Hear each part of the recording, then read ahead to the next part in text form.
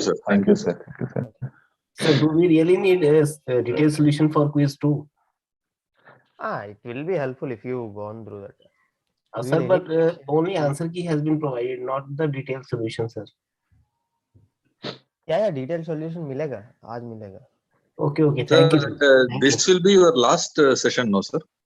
Yes. For Sir, maximum. thank you very much, sir. Thank you very much, because I will be logging off at 8:30. So Okay. you people are very sincere and dedicated, sir. Thank you, sir.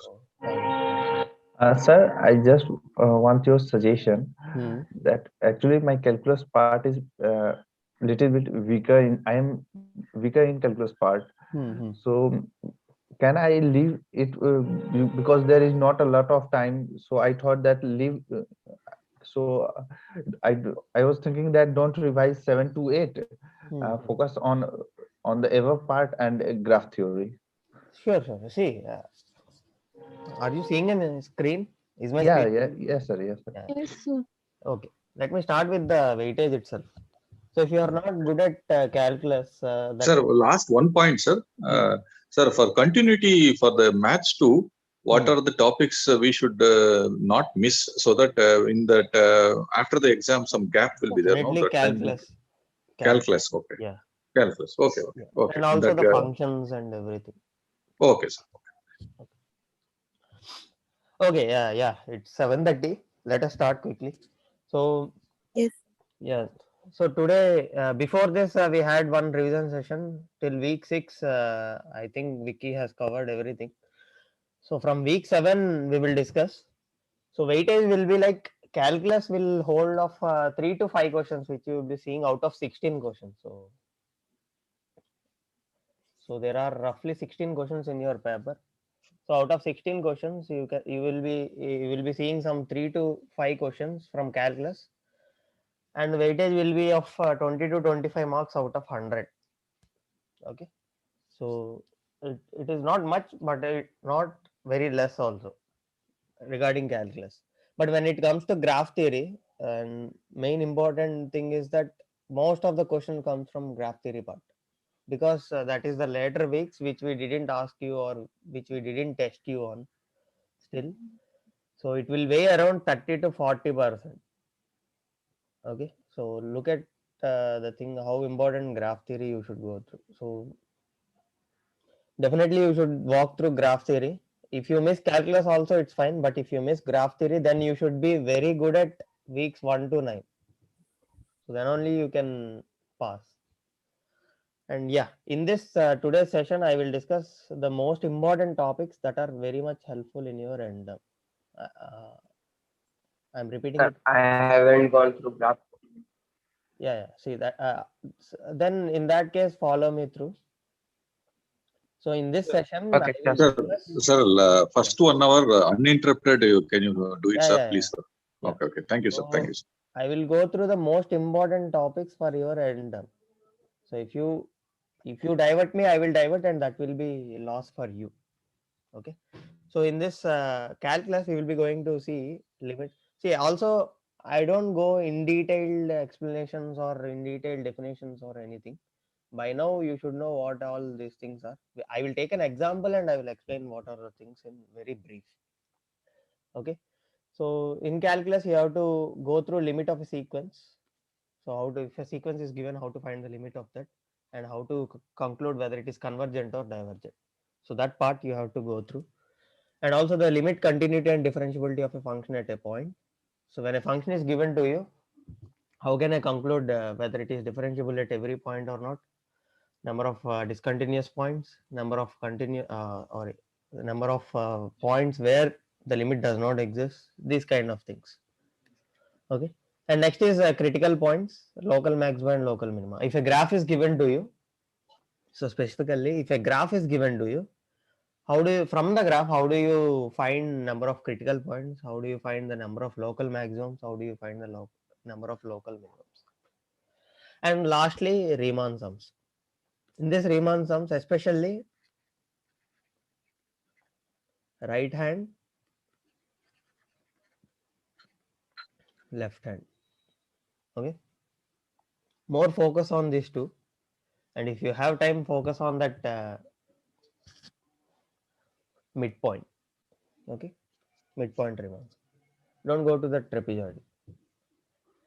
So these are the important topics of calculus. And when it comes to graph theory, in graph theory, you should know adjacency matrix. What is adjacency matrix means, and the conversion of adjacency matrix to graph. So how do you convert when an adjacency matrix is given to you? How do you convert that adjacency matrix to graph? Or when the graph is given to you, how do you write the adjacency matrix? And next is vertex coloring and vertex cover. So out of most important graph theory terminologies, these are the two important terms you should know.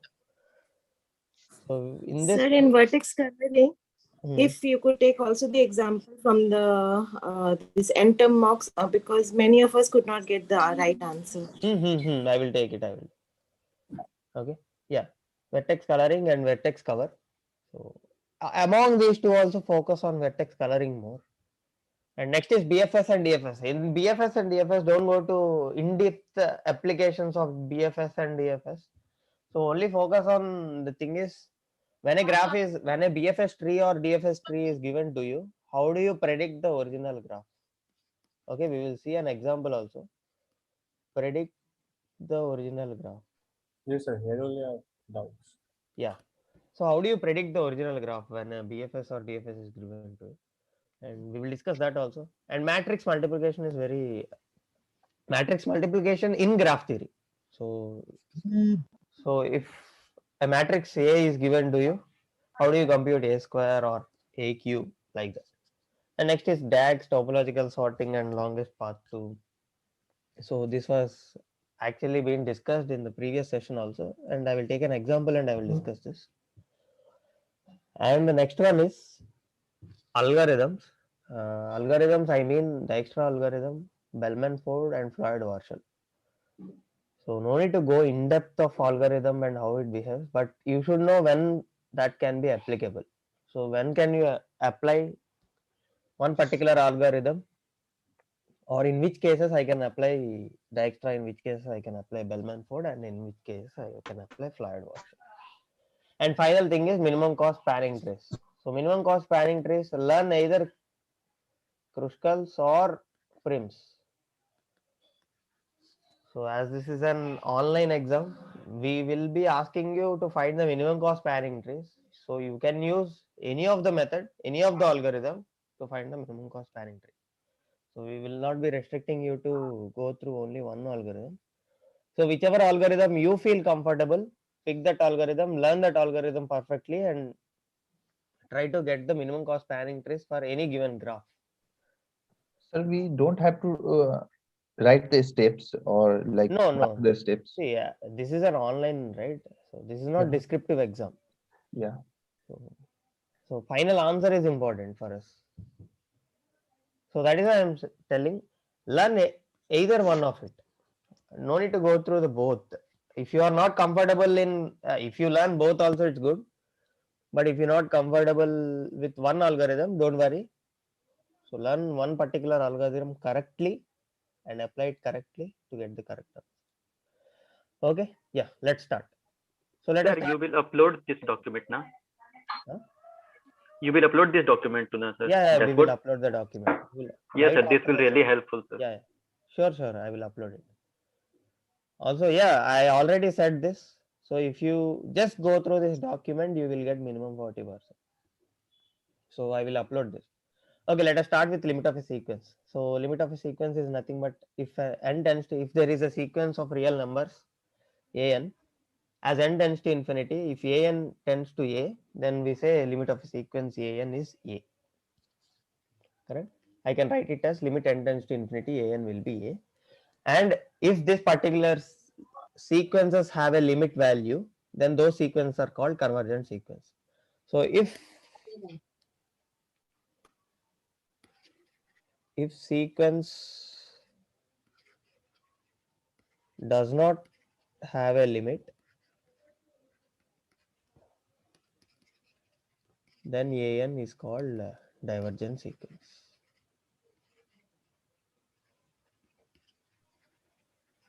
Okay, so if the sequence has a limit, it is called convergent sequence. If the sequence does not have a limit, then that particular sequence is called a divergent sequence.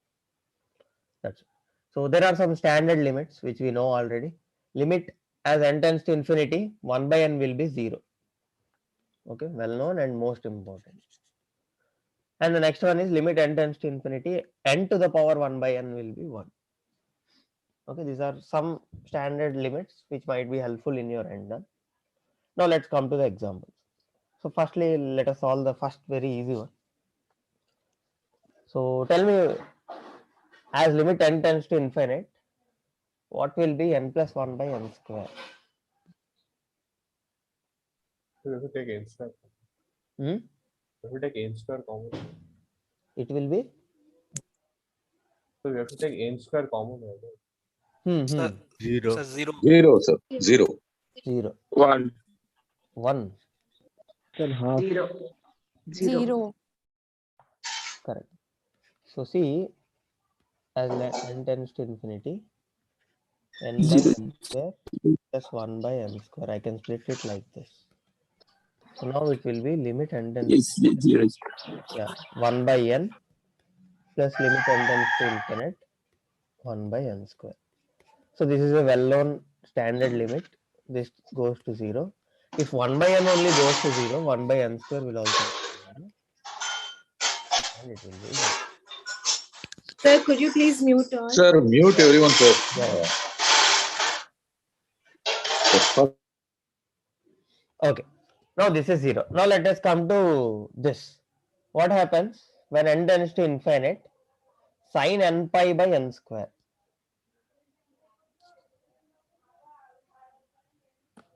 So n is tending to infinite. 0. 0? 0. Yeah. See, this is how it goes. As n is tending to infinite, you see sin n pi,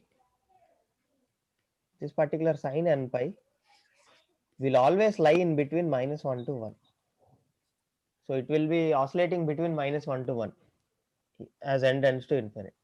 But if you see the denominator n square, this particular thing goes to infinite. So something, some c divided by something goes to infinite will be 0. Got it? This particular c will be in between -1 to 1 only. So this is some value between -1 to 1, but the denominator gradually increases and goes to infinite. So something by infinite or something by larger values will be equal to 0. So can we also multiply divide by pi and then do it? That is also one good thing to do. Correct. So You can do the same thing. So pi multiply it by pi. Yeah, that is one standard thing.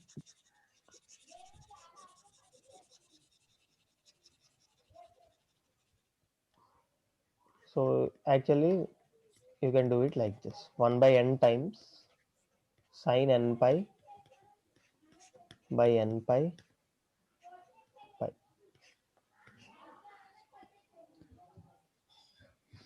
But that is sir, when but- can we say that any sequence doesn't have a limit, like when it's divergent? I mean, can you take some example after this? No, But left here- hand and right hand limit you can't take. But here n is tending to infinity. yeah, here n is tending to infinite, no? Yes, sir. So we cannot do this. Yeah. So I guess this is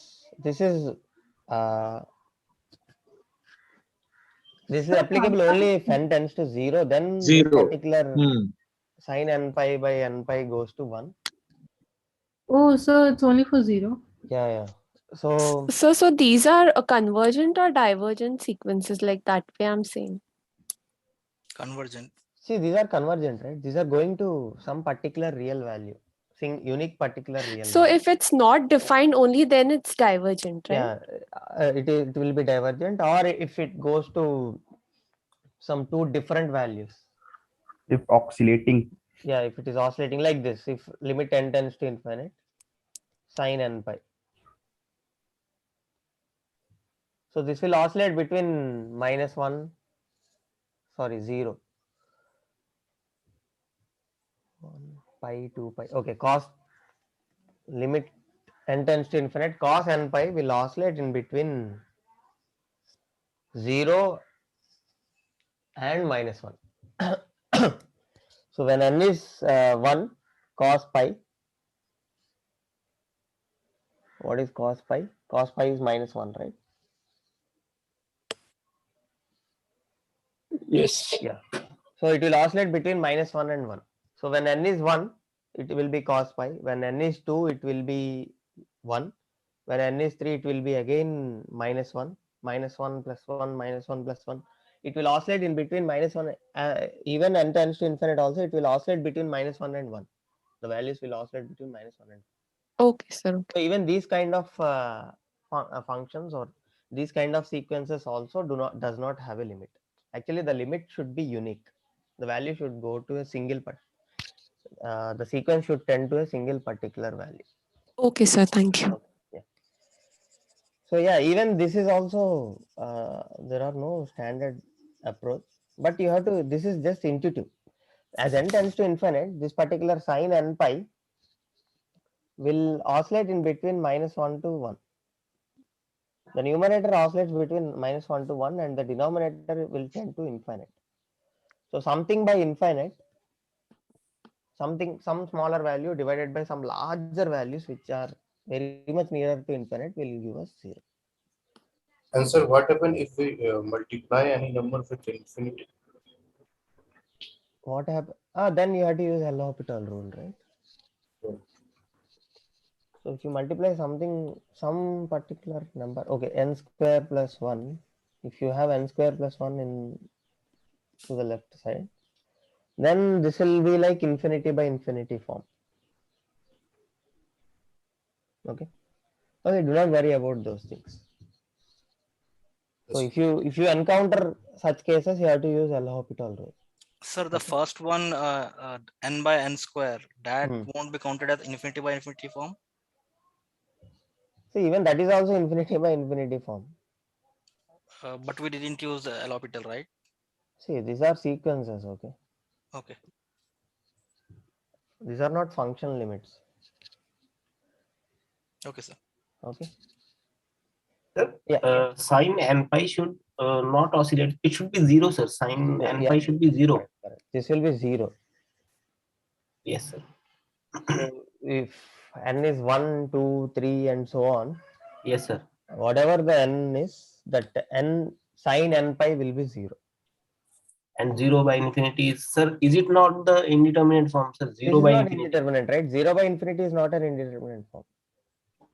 0 by 0 is indeterminate form. Yeah, Or 0 by or 0 infinity Or by why would infinity. it be 0, the numerator?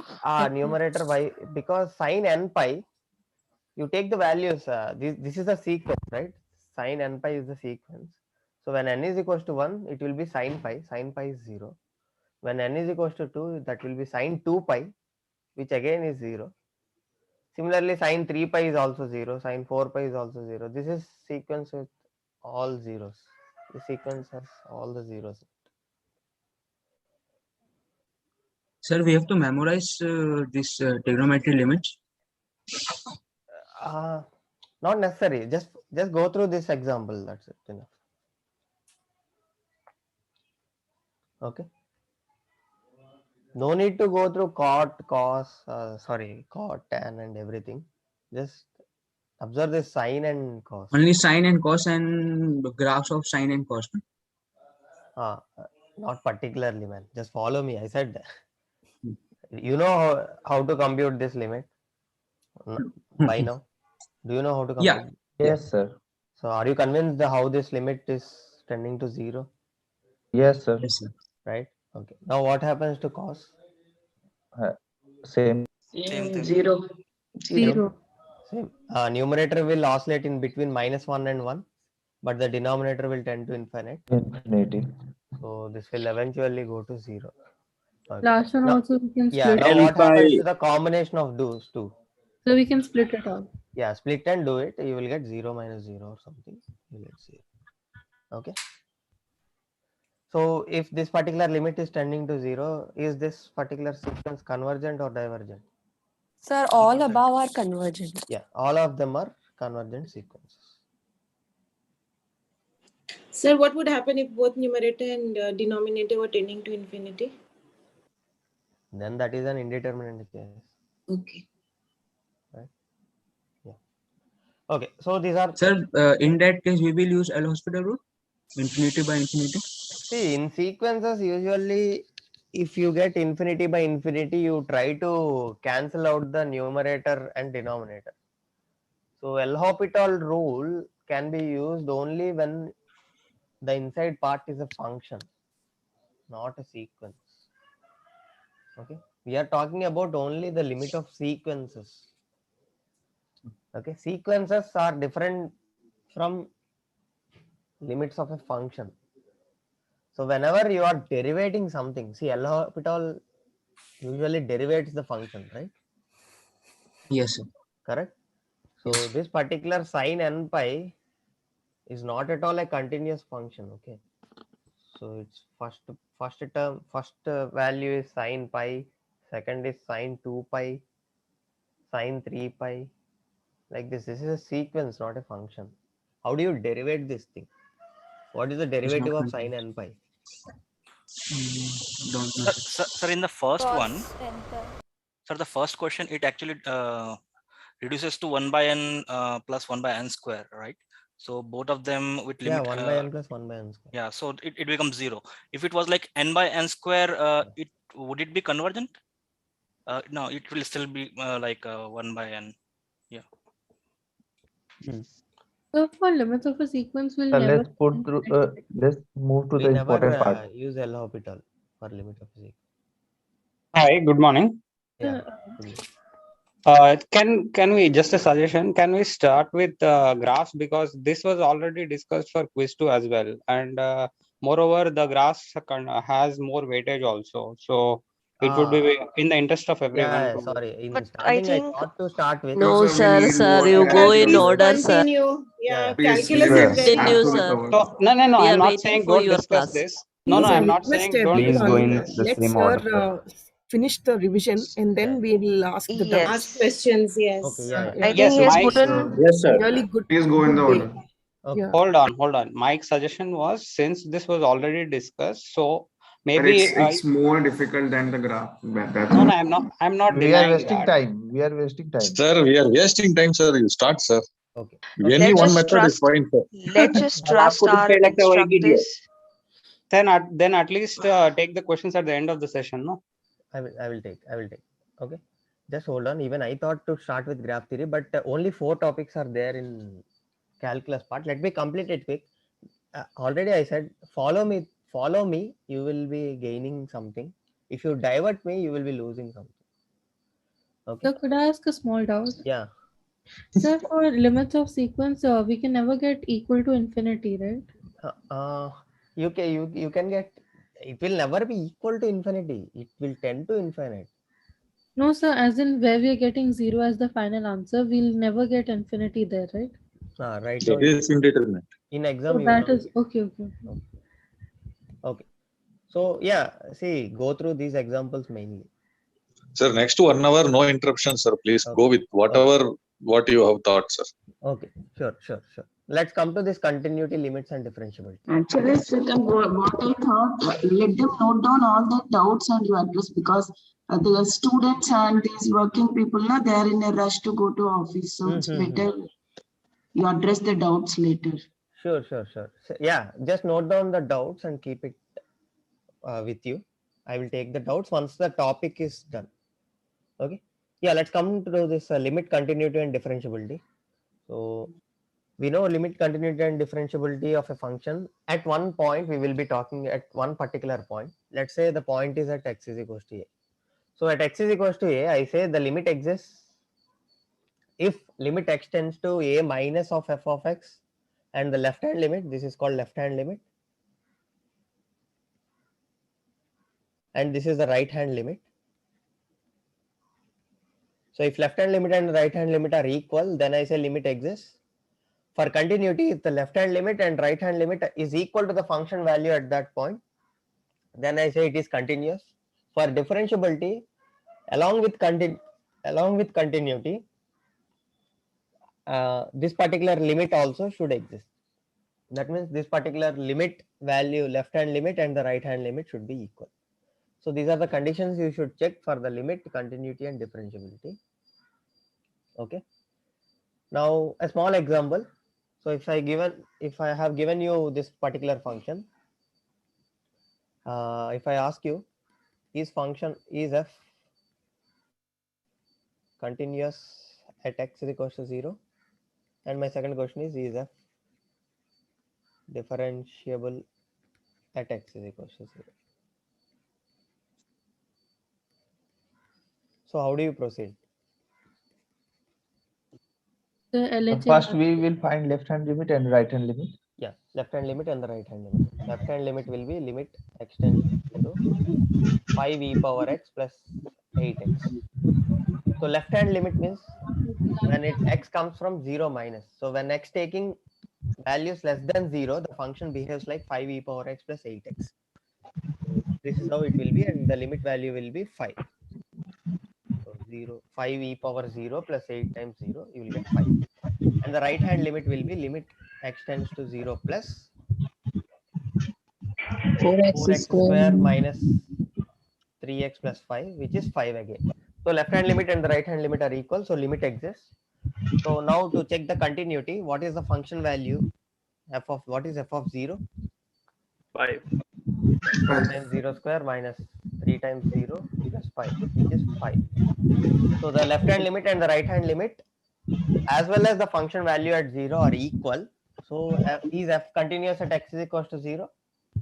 Yes. Yes, sir. Yes. So now the next question is f differentiable at x is equals to 0? So I should check limit h tends to 0 minus f of 0 plus h minus f of 0 divided by h. So this particular limit will be limit h tends to 0 minus f of h minus f of 0 is 5 divided by h. So when h is coming from 0 minus, this particular f of h behaves like 5 e power x plus 8x kind of. Now this will be limit h tends to 0 minus 5 e power h plus 8h minus 5 divided by h. Now we see I can split it like this, limit h tends to 0 minus 5 e power h minus 5 by plus 8. So just divide it. Now again, this is a well-known standard limit. Limit h tends to 0 minus 5 times of e power h minus 1 by h. So this, where will this go? E power h minus 1 by h? 0. 1. Oh, 1. No, sir. 1 minus e to the power h by h equals to 1. This will go to No, 1, sir. right? 1, sir. 1. This will go to 1. So if this goes to 1, we have 5 plus 8, which is 13. Right? So we have left hand limit is 13. So let's compute the right hand limit also. 0 plus f of h minus 5 by h. Right? This will be equal to, when h is coming from the positive side of 0, f of h behaves as quadratic function. This will be 4h square minus 3h plus 5 minus 5 divided by h. Limit h tends to 0 minus plus. So this and this will get cancelled. We will get limit h tends to 0 plus 4h minus 3. So this will be minus 3. So now our right hand limit value is minus 3 and the left hand limit value is 13. So from this, Sir? is f differentiable at x is equals to 0? No, sir. No. Sir, Uh, we can find differentiability by doing derivative. See, for this cases, if f is continuous, then we are sure that f is continuous throughout the function. Yes, sir. Then you can differentiate and check the left differentiation and the right differentiation. Means we can find derivative and then substitute the values and find the differentiability. Even in that case also you will get two different values. Yes, sir. Left side you will get something the same 13 So, and 13 and minus 13 3. and minus 3, yes, sir. Yeah. So left So hand it will and work right, out, na? Yeah, that will work out. Sir, can a function be not continuous and differentiable at a point, or is it not possible? Can a function be not continuous but differentiable at a point, No, or is it no, not no, possible? no, not possible. Okay, sir. Sir, since it's not differentiable, so what all different statements can we make? Like can be See, if it is like not sort of differentiable, then it can be continuous. It can be there can be. Okay. So you said that we can directly differentiate to find the differentiability if it's continuous at all points. Yeah, if it is continuous at all points. So if it's continuous at all points, it means that statement will be true, right? LHL equals RHL equals to F0, FA. F of A, yeah. Okay. Sir, can Yes, you sir. move little bit upward? Upward? Okay.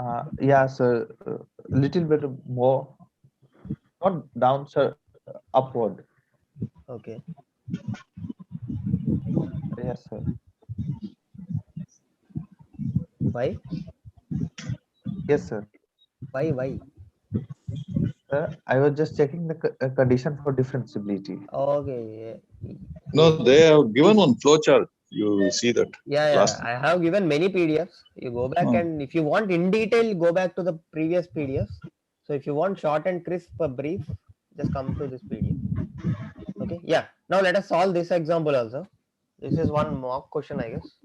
So f of Yes, x sir. is equals to. Sir, can you mute everyone? Yeah. So yeah, when you have doubt, please unmute. Once your doubt is done, please mute. Okay. Okay. Now we have f of x is equals to something like mod x square minus 4x plus 3 divided by x minus 3 when x is not equal to 3, and when x is equals to 3 it is 2. Now the question can be like, what is the left limit when x tends to 3? What is the right limit when x tends to 3? What is the left limit when x tends to 1? What is the right limit when x tends to plus 1? Or the number of points where f is not continuous, or the number of points where f is not differentiable.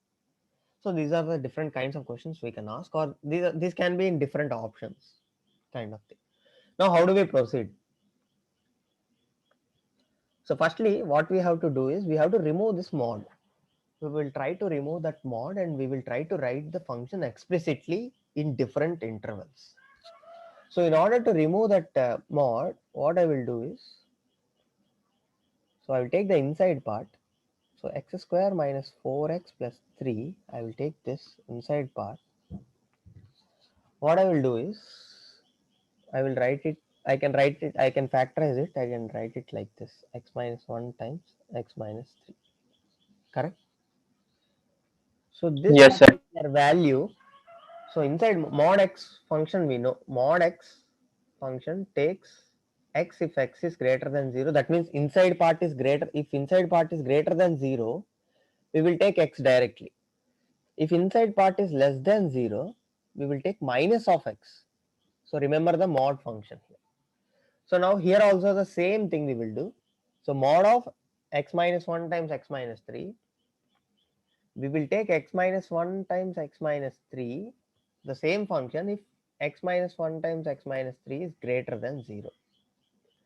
We will take minus of x minus 1 times x minus 3 if x minus 1 times x minus 3 is less than 0. So observe the same thing, mod function, mod definition, we are using it here.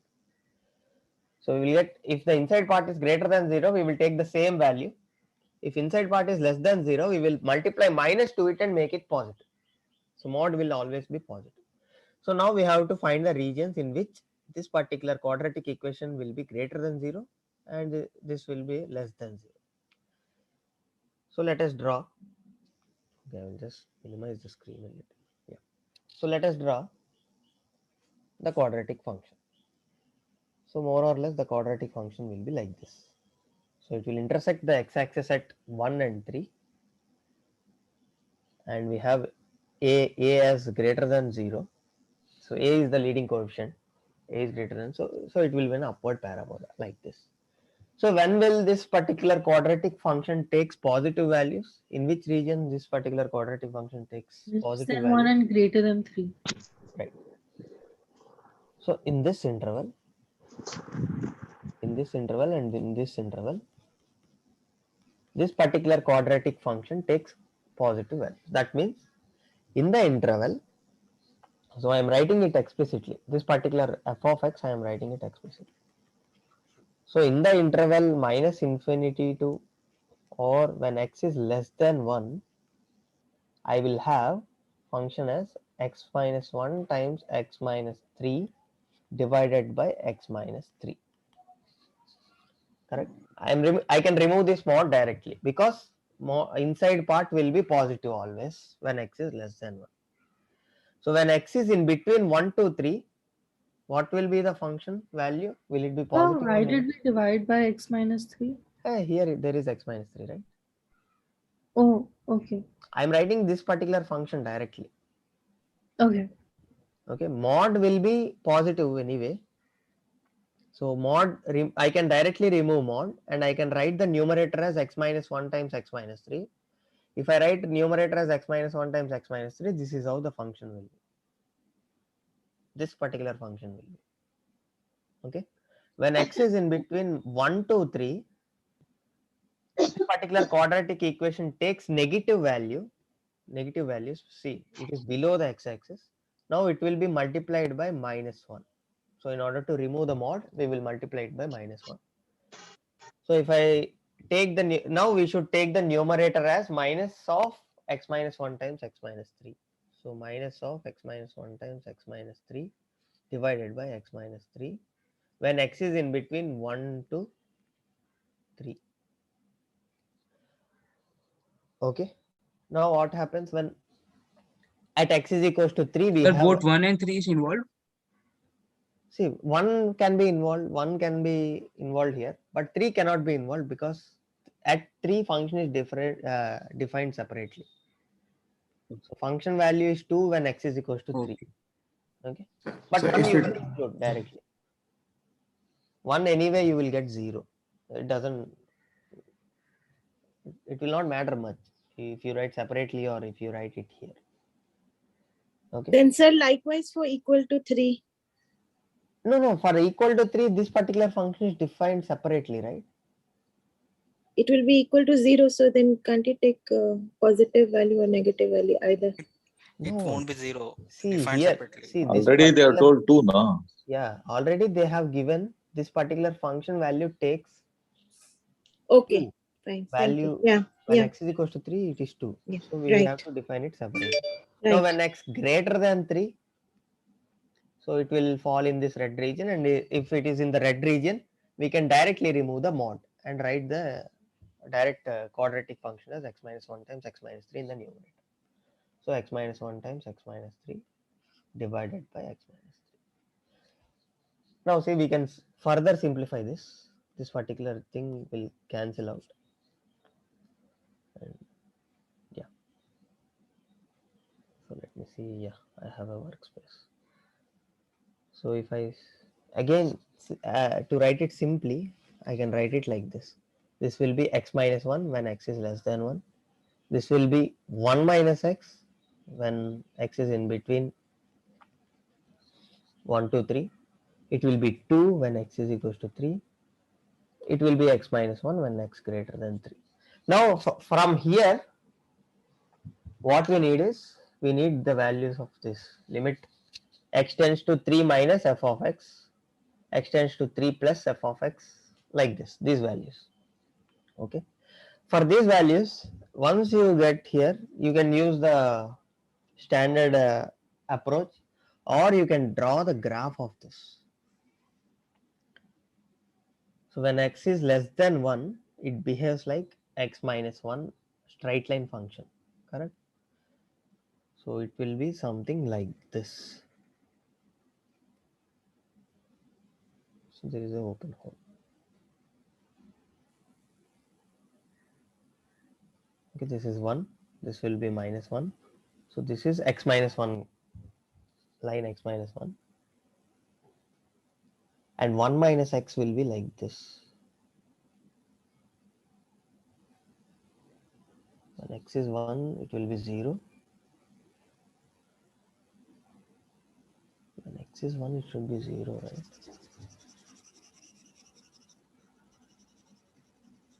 Sorry.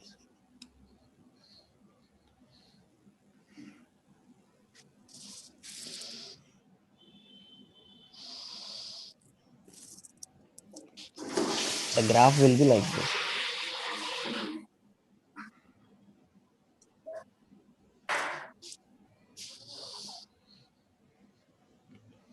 So at 1 and 1 minus x will be like this.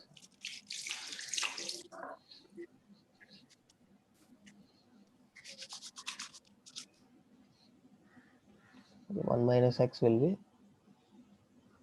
something like this till 3, and there should be an open. And at 3 the value is 2.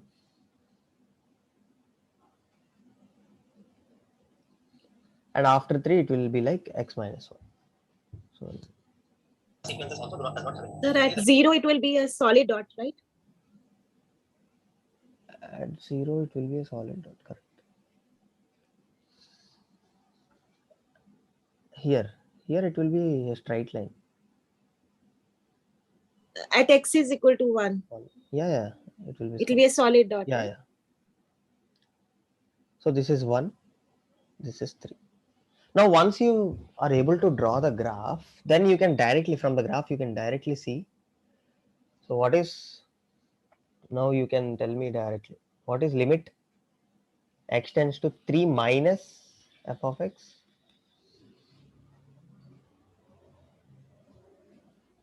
So when x is coming from left side of 3, when x is taking values less than 3, so when x, if x takes values less than 3, it's minus minus 2 actually. Minus 2. Minus 2 actually. yeah. So it will behave like 1 minus x, and this will be 1 minus 3. This will be minus 2. Minus 2. Minus What 2. happens when limit x tends to 3 plus 3? 2. 2, sir. 2. X 2. minus 1 is equal to 3 plus, it will behave like x minus 1, and it will be 3 minus 1, it will be 2. What happens to limit x tends to 1 minus 0. 0? So you can see it from there, from the graph also you can see. The limit when it comes from left side of 1 or the right side of 1, the value will be 0. Okay. Now tell me how many discontinuous points are there? So number of points where f is not continuous? 1. 1. 1. Oh. And number of points where f is not differentiable? 2. 2 points, sir. Right. There is a sharp bend here, you see. Even at 1, it is not differentiable. And also as this is discontinuous, you can directly say it is not differentiable. So there are 2 points like this. So once you know how to simplify the function, so this particular function we can draw the graph, or we can actually apply the limits also directly. So if you are able to draw the graph, you can easily find the number of discontinuous points and the number of continuous points, number of not differentiable points. Okay. Sir, how to find differentiability by limit method here? Since we don't know f of a, f of 1, right? So how would we proceed? Sir, at that point 3, we have 2 points, which is a hollow dot and a solid dot, and we would treat it as a one partner. So we can say it is discontinuous or not differentiable at 3. Yeah. See, there you can say the function value is here, but there is a break right in between. Suddenly the function goes below and it is behaving like this. So if there is a break, Treat this as a part. So we have to treat this as one part, no? Yeah, We one can't part do only. this. Yeah, one part. So these Can you are. please repeat the number of points where it's not continuous and differentiable? See, number of points where it is not continuous is only 1 point. At 3, it is breaking here and it is starting again from here. So here it is not continuous. But at 1 it is continuous. You see the left hand limit and the right hand limit and the function value are all equal. So that is why it is continuous. So if you don't know the graph, then you have to use the standard method of differentiability. So you have to check for this limit also. So not differentiable, 2 points, right? Corner and breakage. Right. So this corner and breakage not differentiable points are 2. Okay. Even nicer. Sir, what is f of 1 here? F of 1 here is 0, right? Okay, okay. So we can decide it is 0. Yeah. So decide it is 0. Sir, in such questions, it's important if you're given in the these limits and functions, we must graph it, right? Otherwise, it would not make sense. It will be easier if you graph it. Right. Okay. Yeah. So I have one more example to you. This thing you have to solve it within 2 to 3 minutes. Now that before we have something mod in numerator, here I have mod in denominator. Okay. How would you approach? Can I ask a First, question? remove the mod first. Correct. We try to remove the mod first. Correct. So in order to remove the mod first, let us write this particular function first. So So mod. for discontinuity, we always need to draw the graph. No need. So for discontinuity, I said, right, if the left hand limit and the right hand limit, if it is not equal to the function value, then it is discontinuous. Okay. Okay, sir. Yeah. So in order to remove the mod, I can write this particular function as x minus 2 if x minus 2 is greater than 0, minus of x minus 2 if x minus 2 is less than 0. So you have to take this condition. X minus 2 greater than 0 means this is nothing but X greater than 2. correct. X minus 2 if x is greater than 2, 2 minus x if x is less than 2. Now you can simply substitute this x minus 2 and 2 minus x in place of x minus 2 and split the intervals also. Now this particular function can be rewritten as x square minus 4 by also okay x square minus 4 also can be split into x minus 2 into x plus 2. Sir, less than 2, it should be minus of x plus 2, right? It's same as 2 minus x. Minus of x minus 2 is same as 2 minus of x minus 2, right? Minus of x minus 2. So this will be minus x plus 2, which is nothing Okay. minus x. Yeah, okay. Got it. Sir. Yeah. So x minus 2. So when x is less than 2, x minus 2 times x plus 2 divided by when x is less than 2, this particular mod x minus 2 can be written as 2 minus x. And when x is equals to 2, it is 4. And when x is greater than 2, it will be x minus 2 times x minus x plus 2 by x minus 2. So this and this will get cancelled for minus 1 and this will get cancelled. You can simplify this again.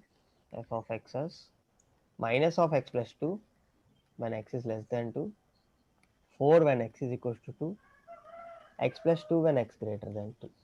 Okay. Now tell me what will be the limit this particular value limit extends to 2 plus f of x.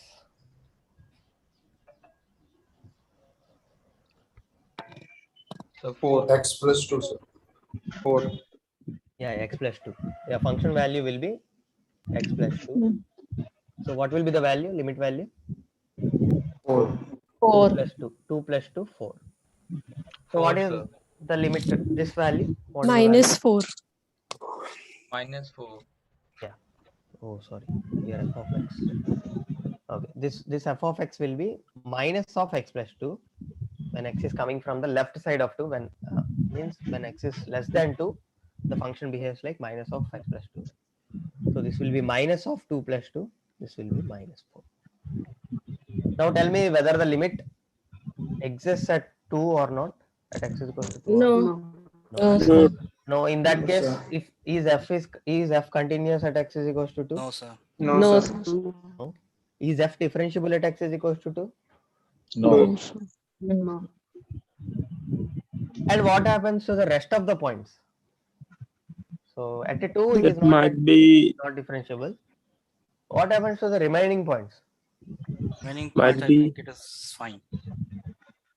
It is continuous and differentiable. Only at 2 Yeah. there is a jump. Correct. Only at 2 there will be jump. So at 2 it will be like this. So somewhere 2 will go like this. Yeah, linear function with a jump at 2. And here it will be, so when x is equals to 0 it will be minus 2. So this will go like this, something like this. It will come like this.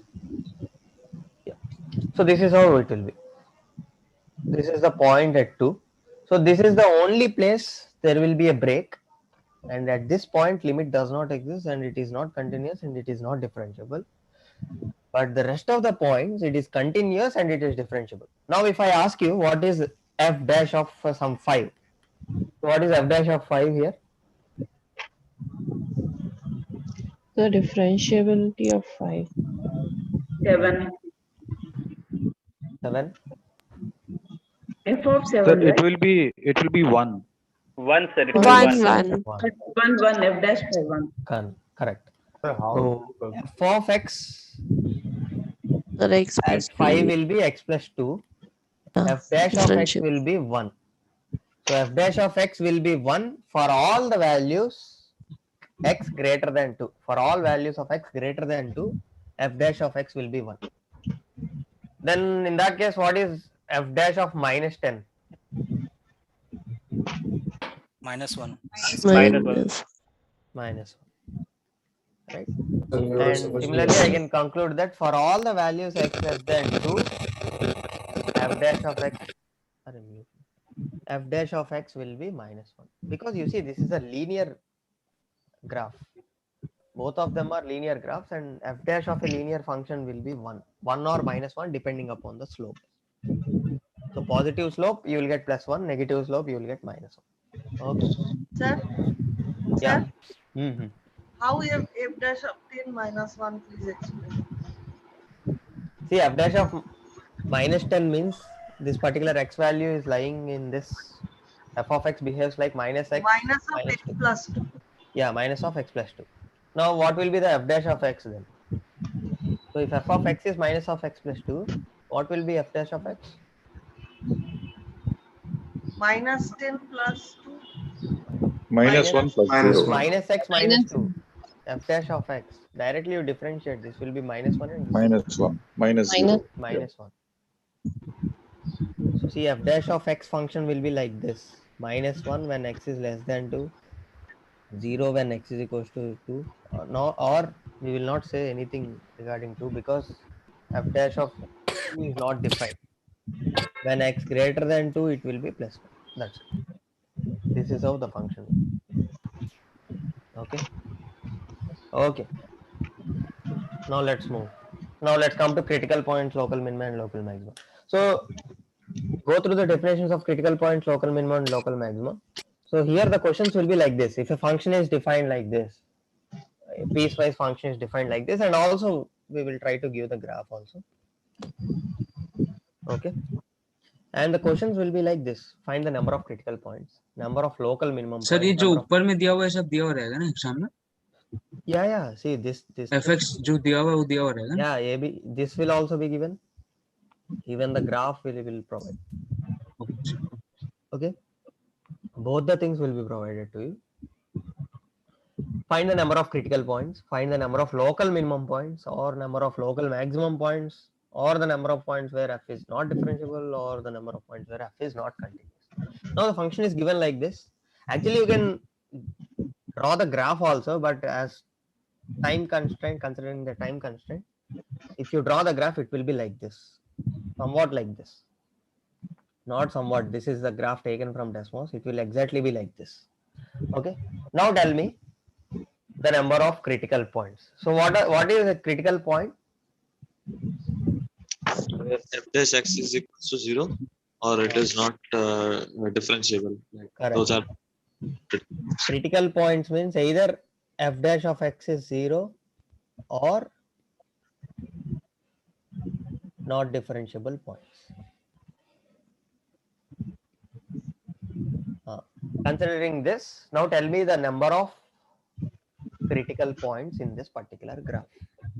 4. 4, 0, 2, 4, 6. 6. 4. 4. Yeah, correct.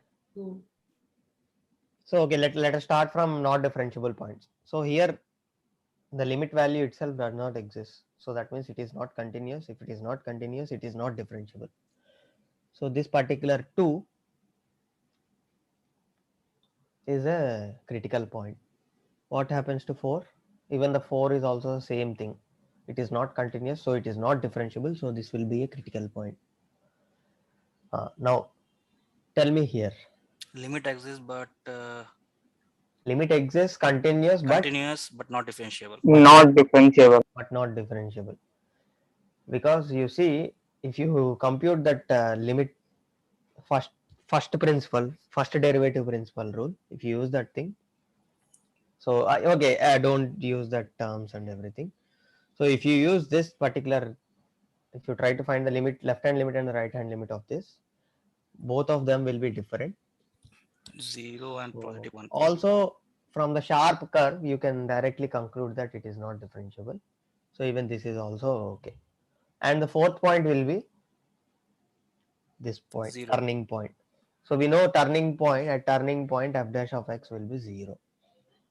So here the function is differentiable, but f dash of x is 0. So if f dash of x is 0, even that point is also considered as a critical. Okay, we won't be considering the end points as critical points. I mentioned this at every stage of this course. So we will not consider, or critical points, end points are not critical points, end points are dealt separately. So we will deal end points separately. Those will not fall under the critical points. Okay, Sir, now what tell is me the number of local minimum points.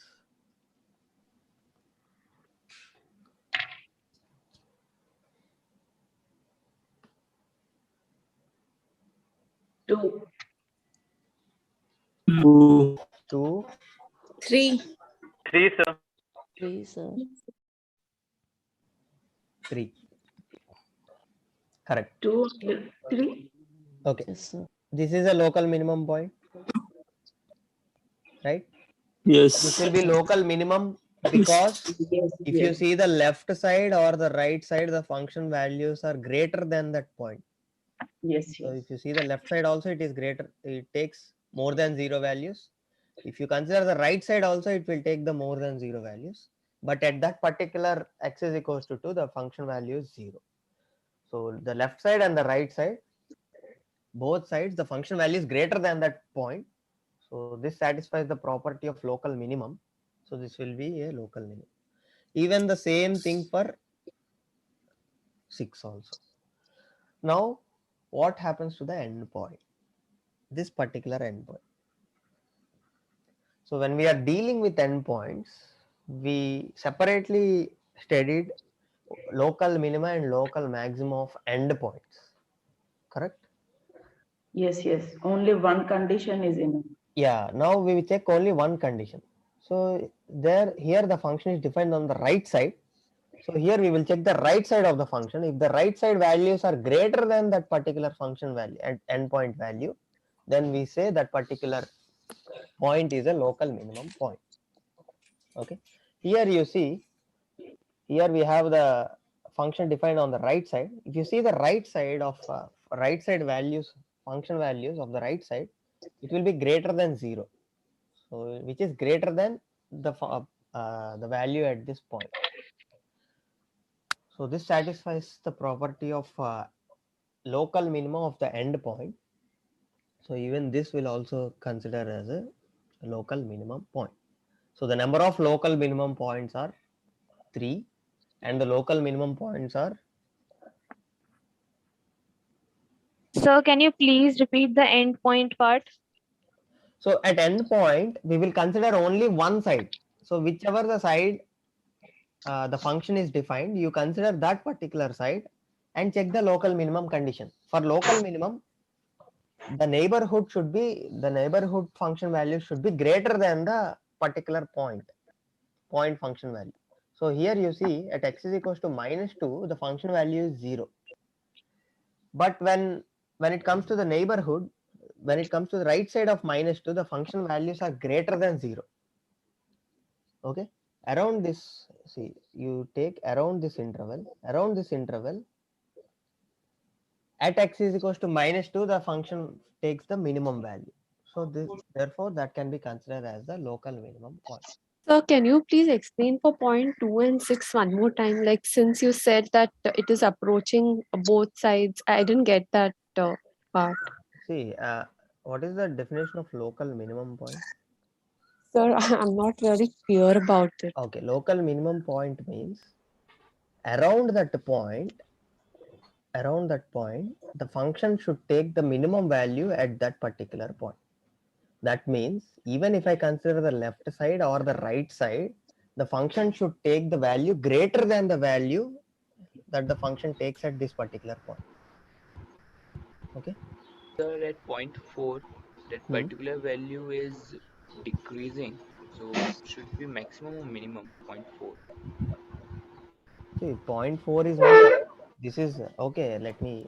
The black ones are critical points. Yes, sir. Can you explain also why is 8 a critical point? Why is 8? I didn't get that. Every turning point is a critical point. 8 is not critical point. 6 is critical point. 6 is critical point. 8 you are. I hope you are talking about this 8. Yeah. Yes, sir. Yeah. See why this is critical point, because turning points are also critical points. Okay. Yes, sir. Okay. We discussed the f dash of x. If f dash of x is 0, then it is a critical point. Here f dash of x will be 0. At turning point, f dash of x will be 0. Sir, So even if it is not differentiable, one. still it will have local and minima. Like, since it's not differentiable at 2, still it could have a minima, right? Yeah, sure. It Sir, can but have like, what is the logic for it? Like, any a small reason? Like, logic. See, local minimas are. See, that is what I said. Where the function takes the minimum value around a small interval. So if I consider this particular small interval, some 1.5 to 2.5, in this particular interval, this particular function takes the minimum value at x is equals to 2. but it's not differentiable at that point. Still. So what? See, even if it is not differentiable, the function is defined, na? Okay. The function is defined and the function is taking some value at x is equals to 2. The function value is 0, and that is the minimum around this value, around this interval. Sir, at x equal to 2, why is it 0? How did we compute Sir, that? even if it is not continuous, then also, no? Even it is not continuous. See, at x is equals to 2, there is an. See, that is why we gave the function also. At x is equals to 2, if you substitute, we'll get 2, right? Sir, in exams, when we are asked about the minimum points and the maximum points, I get confused as to whether we have to give the x values or the function values. See, we will specifically mention local minimum value. When we say local minimum value, then you have to give y. Okay. When we say local minimum points, then you have to give us x. Okay, thank you. The graph will be provided in exam. You can represent global maximum. It is not this. Here it will be this, not this. Okay. So there is a small change in function. Sir, for local minimum, critical points and local maxima, we do not have to consider limit, continuity, adjacency. No, never. Okay. That is how the limit, local minima and local maximas are defined. Around a small interval, if you have the function value to be minimum at that particular point, then that is the local minimum. If you have the some were actually confusing with that. No. Sir, what is the global minimum in this? Are there 3 points which are global minimum? Yeah, correct. There are 3 points which are global minimum. Okay. Sir? Okay. Sir, please tell about global maximum. Sir, global minimum or local minima? 3 points? Even the global minima is also. See, global minima is nothing but where the function on a whole interval where the function takes the minimum value.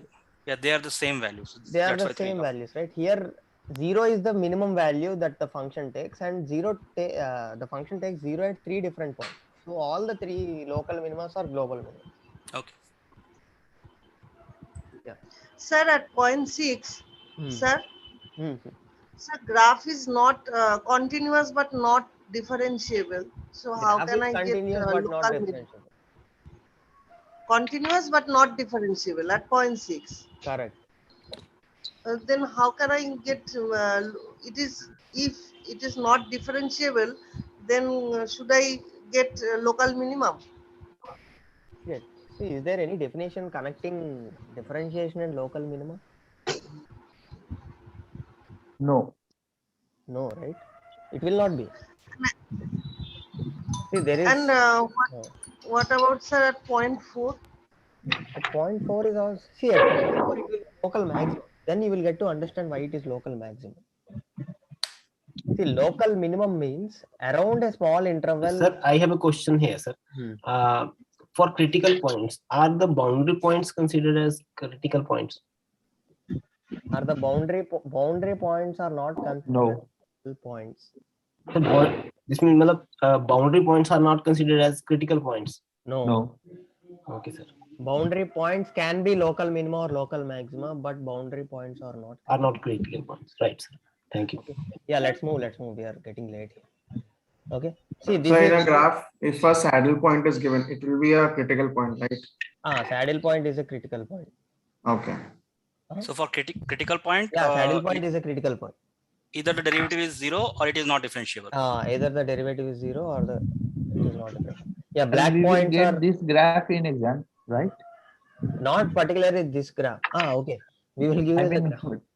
Yeah. Okay. So black ones are critical points. Red ones are local minimums. Now identify the local maximums here. Number of local maximums. So 2, 2, 2, 3. 3. What about this? 3. 3, sir. Okay. 3. 3, sir. So it will be 3. So at x is equals to 4, at x is equals to 8. Equal to 0. Sir, for local maxima, we would consider the endpoint? Correct. You should consider minima and maxima. Only the critical points you will not endpoints are not considered as critical points, but endpoints are considered as either local maxima or local minimum. Okay, sir. Okay. Sir, the global maxima is at point. Now tell me what is the global maxima here? Sir, at 0. At 0. 8. Yes, so at x equals to 0, X equal to 0 and y is equal to 8. Correct. So the global maximum point is x is equal to 0 and the global maximum value of the function is 8. So yellow one is global maximum. Yes, and this given domain of -2 to 8, y equals to 8 at x equals to 0 is global maximum. Yeah, correct. So and green one is local maximus. So and why not 4? Like because 4 value is only 6. So global maxima is. Sir, another question. Sir, suppose at x equal to 0. Let him complete my question, no? Yeah, Please. just a second, Navin. Okay. See, global maxima is where the function attains the maximum value throughout the domain. So where the function is attaining the maximum value in the given domain, highest peak. So here at x is equals to 4, the value is only 6. Sir, my question. To 0, just a second, Navin. At x is equals to 0, the value is 8. 8 is greater than 6, right? Yes, sir, got it. So the function attains if the function attains the maximum value at x is equals to some point throughout the domain. Now we are considering throughout the domain. Then that particular point is called as global minimum maximum. Okay. Yeah, Understood, sir. Sir, suppose the function is not continuous at this y equal to 8. Suppose it is not continuous here, right, sir? Then also it would be considered as global maximum. No. Global maximum does not exist at that point. At global minimum or global maximum, a tangent should be possible, right? It should be continuous. The slope of the tangent should be 0 at that point, right? Sir, yeah. Sir, for global minima, we said like there are 3 global minima, right? We considered -2 as well. Even for -2, we do not know the behavior on the left hand side. See that is why it comes under For the the end category point, of we have end to point. consider one side only. When it comes to the point end point, we will consider only one side. So that is why we treat it as a separate case. Endpoints are treated separately. So but -2 is local minima as well as global minima. As well as global minima.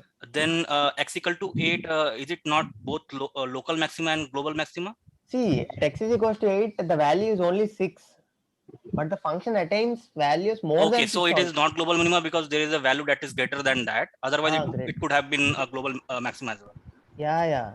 If the function is like this, if it is like this, then this would have been a global minima, a global maxima, and this is not the global maxima. This will be the global. Okay. So Someone actually added differentiability or other stuff, so got confused. No. Sir, can you explain point 4 once again at the point 4?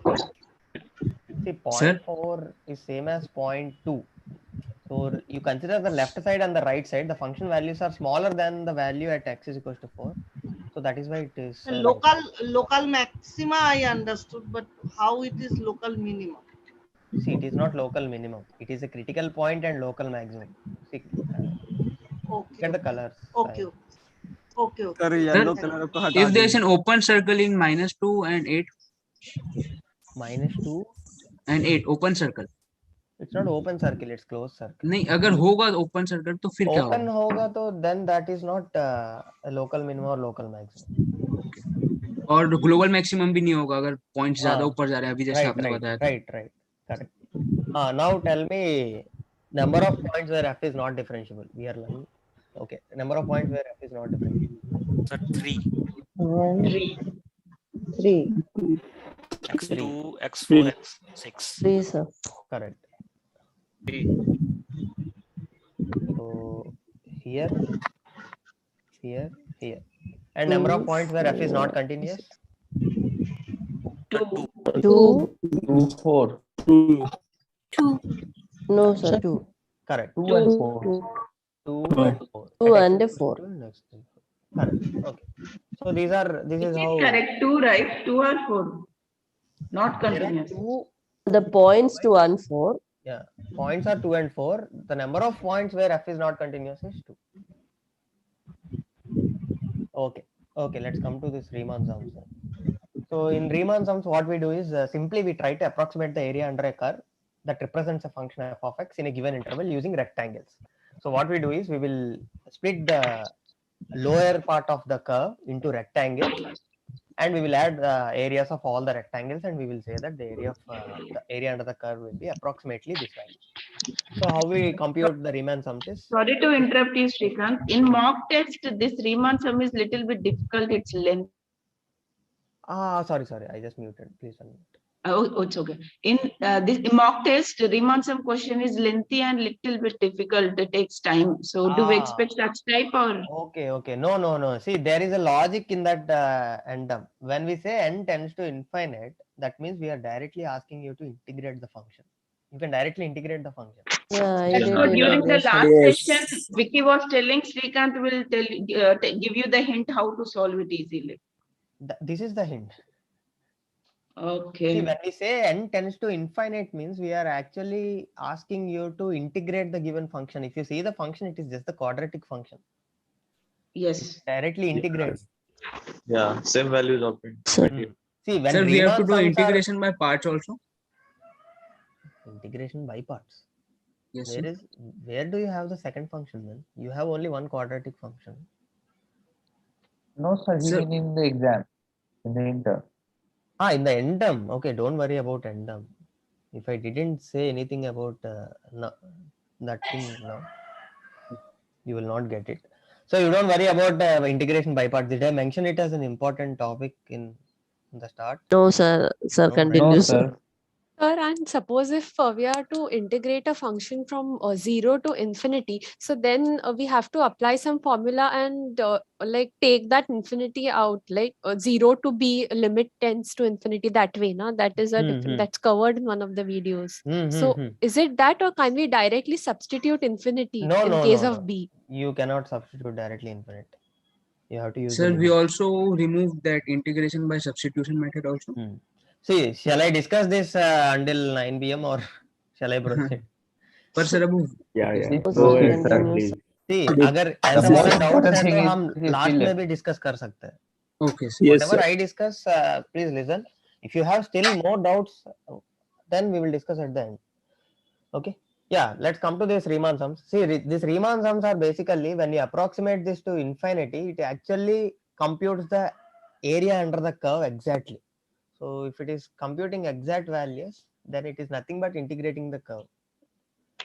So that is the logic for end term mock question. So now let's come back. How do we compute this Riemann sums? Is we will firstly partition our interval. So we will be asking you to find in a particular interval, you compute, you approximate the area under the curve in this particular interval, interval AB. So what we do is we firstly partition this particular interval into smaller parts. Let's say x0, x1 to xn, where x0 is nothing but the first left hand value and xn is the right hand value. Now what I do is I will compute the all the interval lengths. So this delta xi is nothing but the interval length. So interval length is nothing but the difference from first point to the second point. So x0, x1. So the difference is nothing but the delta x1, which is the length of this first rectangle I was supposed to take. And I choose a xi star. So this is a particular value in between this interval. So I don't know what value it is. Depending upon the value, this Riemann sum will vary. So what I do is I choose one particular real value, real number in this interval x0, x1, which I say x1 star, and I will take this x1 star function value at this x1 star as my height. So f of x1 star is the height of my first rectangle. So the length will be the interval length, and the height will be the function value of the point which I chosen in between x0 and x1.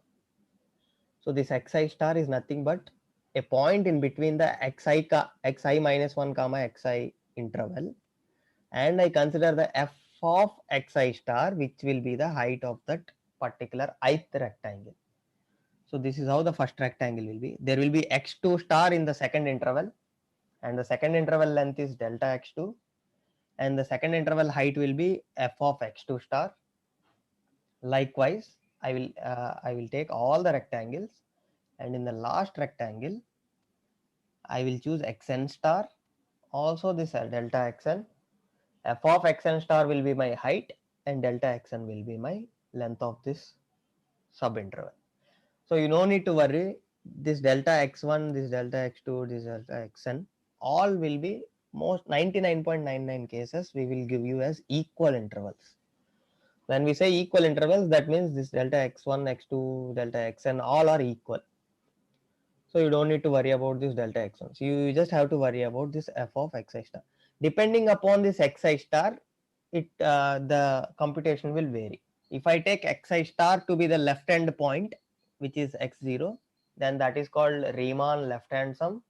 If I take this xi star as the right hand point, if I take it as x1 star as x1, then that will be Riemann right hand sum. If I take the midpoint of x0 and x1, then that is called Riemann midpoint sum. So depending upon this xi star point, this particular Riemann sums will vary. Sir, xi star can be any random value as well, or only these three are usually used? See, usually we use these three. So if I use randomly some point, computing f of xi star will be difficult. X1 star will be difficult, slightly difficult, and it will lead to an error, lead to an more error. You will get more error than the expected error. So usually these are the standard Riemann sums. Xi star can be anything in between, but there are if xi star is the left hand point, there is some name to it that is called as Riemann left hand. So when we say Riemann left hand sum, then it will be all left points, all midpoints, or all right points. Yeah. Okay. So Riemann left hand sum. So now what we do is we add the areas of all these rectangles. See, if you add the areas of all the rectangles, it will be like this. F of x1 star times delta x1 will be the area of first rectangle. F of x2 star plus times delta x2 is the second rectangle, and so on. This particular thing can be written like this: summation I is equals to 1 to n f of xi star times delta xi. So I will run from 1 to n. F of xi star times delta xi is the SP, which Excuse is me, sir. called. Sir, what is the in between points that xi star in red color what you have written when we are multiplying the delta x1 with f of xi? Yes, that red color one. Yes, xi in between. See, just now I said, right, this is a random point in between this interval. So if I choose that random point as my left point, then that is Riemann left hand sum. If my random point is the right point of my interval, then that is Riemann right hand sum. If that is the midpoint, then that will be Riemann midpoint sum. So this is a random point. X1 star is a random point chosen in between this particular interval, first interval x0 to x1. Okay. Okay, yeah. Sir वो right hand left hand क्या बोल रहे थे, एक बार फिर से repeat कीजिएगा. इधर है, इधर देखो. See, if my xi star is the left point xi minus 1, then we will call it as left hand Riemann sum. So for left hand Riemann sum, you have to consider your xi star as xi minus 1. So if I consider like this in my SP, which is the Riemann sum, I will substitute, this will be summation I to n f of xi minus 1 times delta xi. This is how it will be. Similarly, for right hand sum, my xi star is the right point. So that will be xi. So if my xi star is xi, then the summation will be summation I is equals to 1 to n f of xi times delta xi. If it is midpoint, xi star will be equal to xi minus 1 plus xi by 2. So that will be exactly at the midpoint of x1. So this x2 star will be midpoint of x1 and x2. I saw. Depending upon this x1, x2, x3 stars. So if I consider the left point of that interval, that will be left hand Riemann sum, right point right hand Riemann sum, midpoint Riemann sum. Sir, question में mention रहेगा क्या? रहेगा. See, this is what the question is. Now the question will be like this. The same graph. So there was the fourth type, right? Trapezoidal. Trapezoidal, don't worry, man. Okay. Approximate the area under the curve of f of x in the interval. Interval is most important. So we have given you the graph from -2 to 8, but we are asking you to approximate the area under the curve of f of x in the interval 0 to 8 only. Okay, using left hand Riemann sum by taking 4 equal subintervals. So what are the 4 subintervals? 0 to 4 and 6. 0 to 2, 2 to 4, 4 to 6 and 0 to 6 2, to 8. 2 to 4, 4 to 6. 6 to 8. Sir, here it actually falls exactly on either local maxima or local minima. It will fall exactly. Yeah, are there cases where it may not? Are there? There will be. Okay. See, we are studying for end-term exam, right? We are revising it for end-term exam. Okay, there are cases. Now tell me the rectangles. How? See, in this particular interval, what should be my xi star? Xi. 0. Left hand side. We are considering the left hand Riemann sum. 0 to 4 and 6. So in this interval 0 to 2, so what is my left end point? 0. So f of 0 is our height of this particular. What is the f of 0? 8. So this is the height of the rectangle. And the length of the rectangle will be the length of 2. So this is how the rectangle will form. Correct. Now for the second interval, what is the left end point? 2. And the function value at 2, what is the function value at 2? 2. 8. 0. Sir, 2. No, 2. It is At open 2 it is circle. open. Zero, sir. Closed is Zero. here. It's So function value, see what you see the function also. We have given the function also, right? So you just substitute x is equals to 2 here. X is equals to 2. F of 2. What is f of 2? 0. 0. Minus 8 plus 8, 0. So what will be my height of my rectangle? 0. 0. Zero. So that means this will be only a straight line like this. My length is this, but my height is 0. So the area of my rectangle will be 0. Now in this interval, what is the left hand point? 4. 6. 4. It is 6, sir. Sir, 6. 4. What is the left hand point of this interval? 4. 4. What is 4. the function value at 4? 6. 0. 6. 6, sir. 0 kahan se bro? 6 is the value. 6. 6 is the value. See, that is why don't come to the graph if you are not sure. Just substitute, just find f of 4 in the function given. So you will get the value from there. So 6 will be the function value. So height of this rectangle will be 6 and the length of this rectangle will be 2 and the rectangle will be like this. Now for the final interval, what is the left hand point? 6. 6. And what is the function value at 6? 0. 0.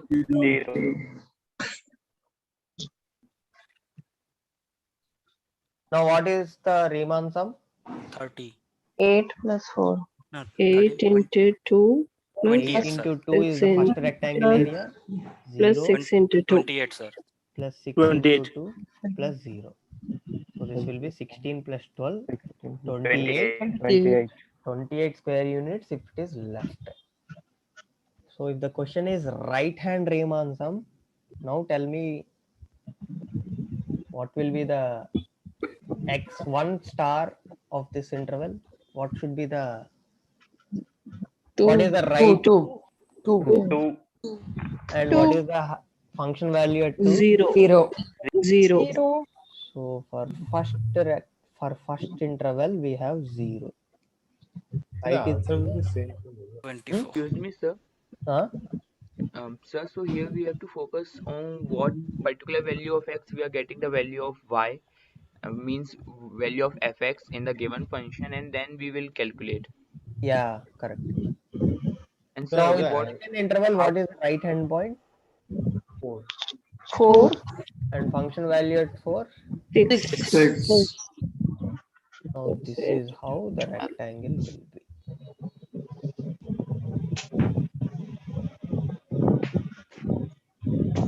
The next interval?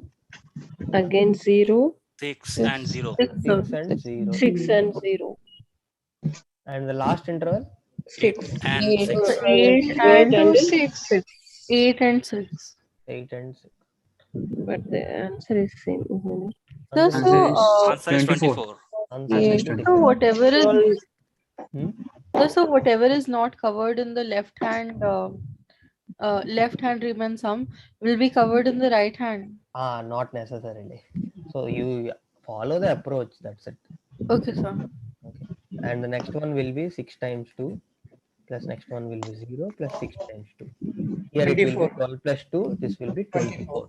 See, depending upon the xi star, our area may also change.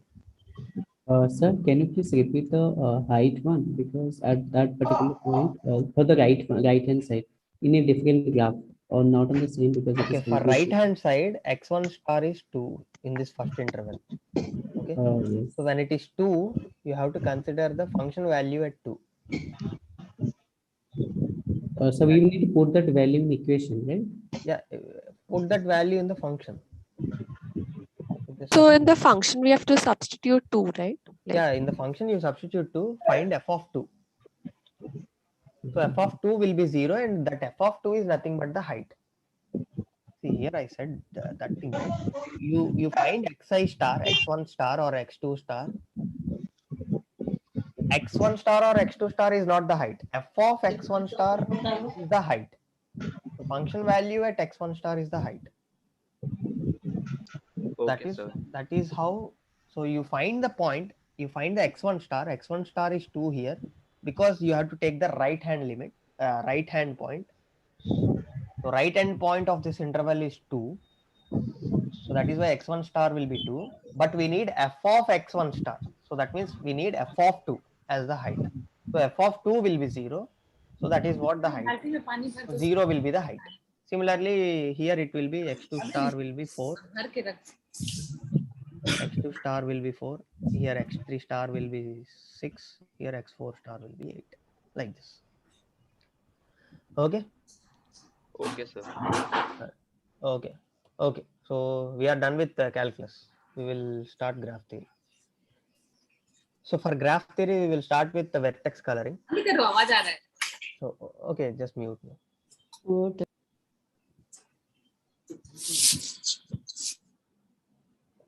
Okay. So for graph coloring, it is simple that you have to find the minimum number of colors required to color every vertex in a graph such that no two adjacent vertices have same color. So we will see with an example. I have an example also. So if you want in detailed explanation, just go back to the last session, wherein week 10. In that I have clearly explained what is graph coloring means. So you have to find the minimum number of colors such that no two adjacent vertices have the same color. That means if no two vertices sharing the same edge, if sharing an edge. So we say adjacent if two vertices shares an edge. So no two adjacent vertices should have same color. Similarly, minimum vertex cover is find the smallest subset of V such that it covers all the edges in the graph. So sir एक बार minimum vertex cover का example लेके समझा देंगे. हाँ ये नीचे है. क्या? Don't worry. Okay. So this is minimum vertex cover. These are standard definitions of minimum vertex cover and graph coloring. Now let us see here. I have an example. Here I have given you the graph. So this is redrawn graph of your mock exam only. ये तो mock वाला है sir. See these circles are outside. These vertices are outside, but now I brought it inside. That's it. Now let us try to color this graph. Okay. So see, whenever you color, you start with the vertex. So let me start with this particular vertex. So if I color red to this particular vertex, I cannot color red to this, also to this, and also to this. So we can start with any random vertex? Any random. Okay. So once you are starting with this, try to fill as much as vertices with red color. So once I have you are giving here, example of graph coloring. Yeah, I am taking this is the example of graph coloring. Okay, this is not minimum vertex cover. Let us discuss both in this thing only. I will take the same graph for vertex cover also. So for graph coloring, you start with a vertex, color with one color, or if in exam you don't have many colors, right, in your hand, so write one. So you write one on one vertex. So try to give one to maximum number of vertices possible. I cannot give one to this vertex, one to this vertex, one to this vertex, but I can give one to this particular vertex. So once I have given one to this particular vertex, I cannot give one to this vertex and this vertex. Now 1, 2, 3, 4, 5. 5 are blocked. The only left is this vertex. So I can give one to this vertex again. So one is nothing but the first color or the color red or something. So you have to make sure that there are no vertices left such that I can give red color to that particular vertex. So once you are confirmed with this, now take the second color and start coloring with the adjacent vertices which are colored with red. So if I color this with green or the second color, I cannot color this as green, this with green. So I can color this or this with green. So I will color this with green.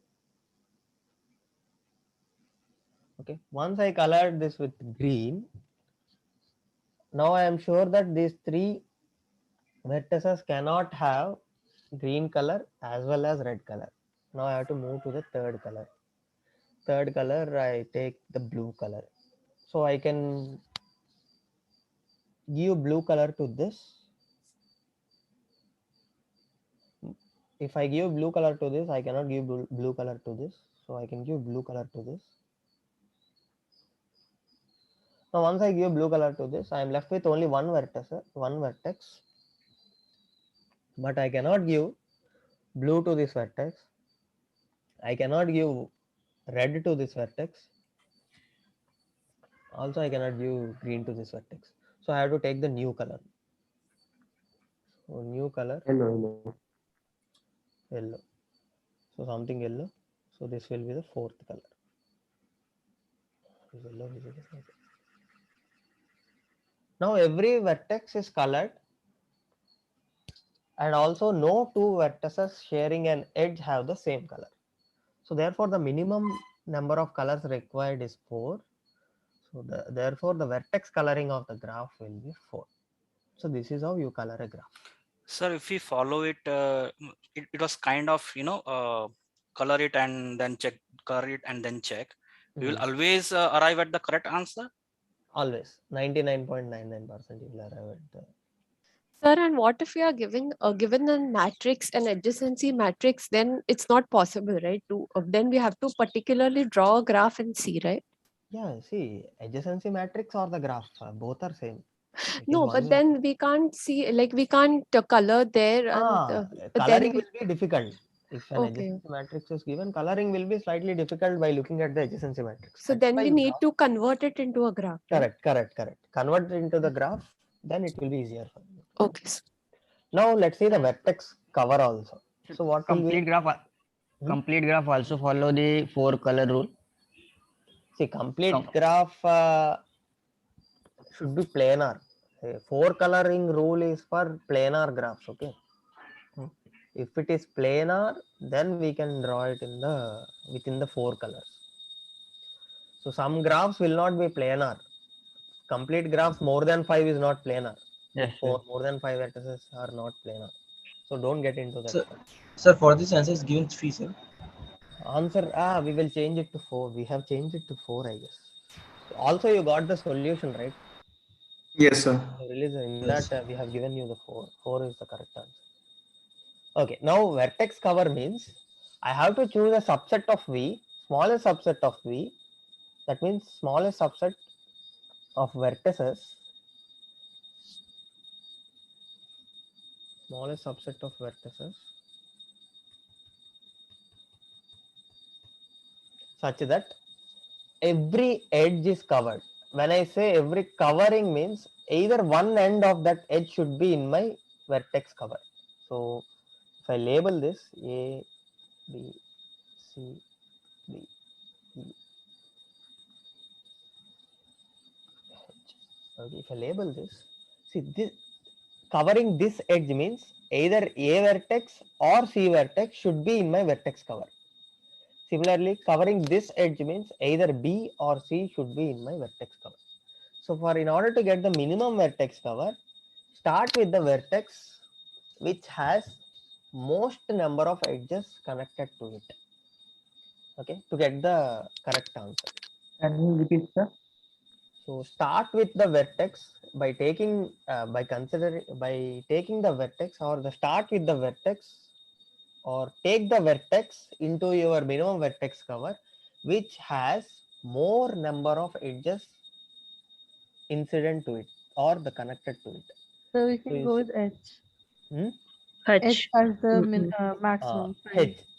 So if you see vertex H has the highest number of edges incident to it, 5 edges. It means degree. Degree. So I will take H into my minimum vertex cover.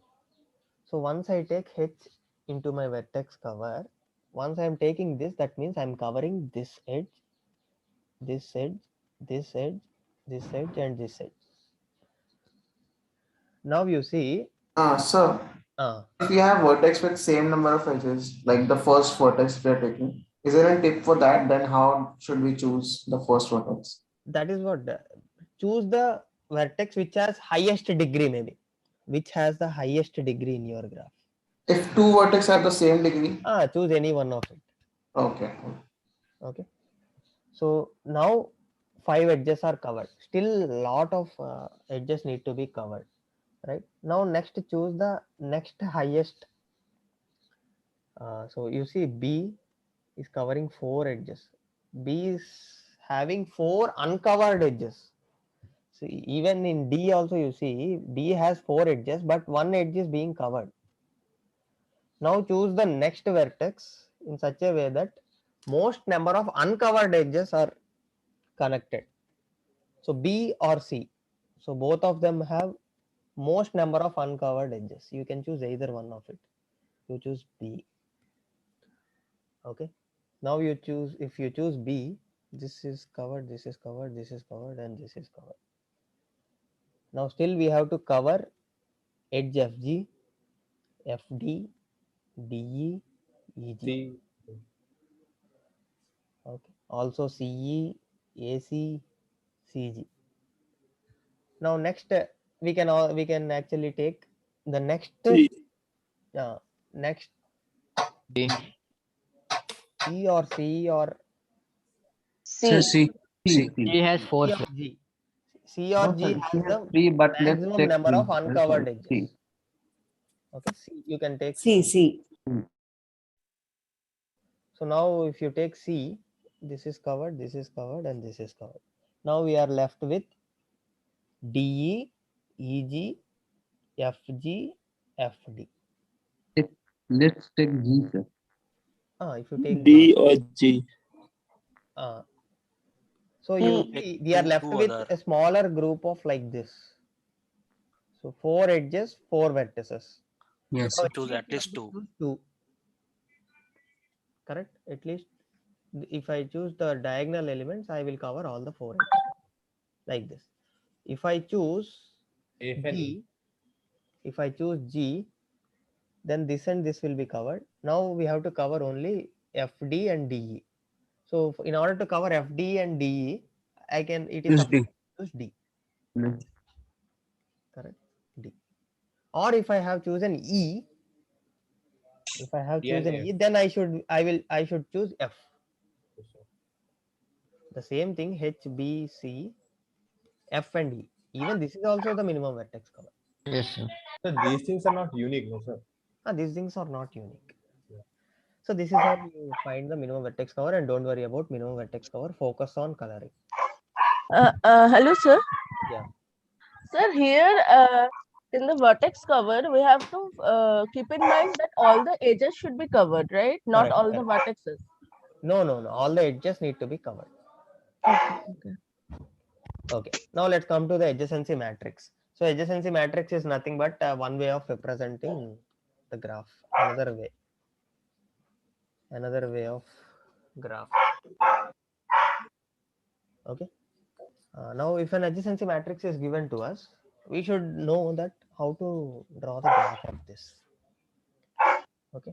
So just tell me one thing, how many number of vertices are there if a adjacency matrix is given like this? 6, sir. Sure, right? If the number of rows or the number of columns denote the number of vertices in your graph. So firstly we draw all the 6 vertices.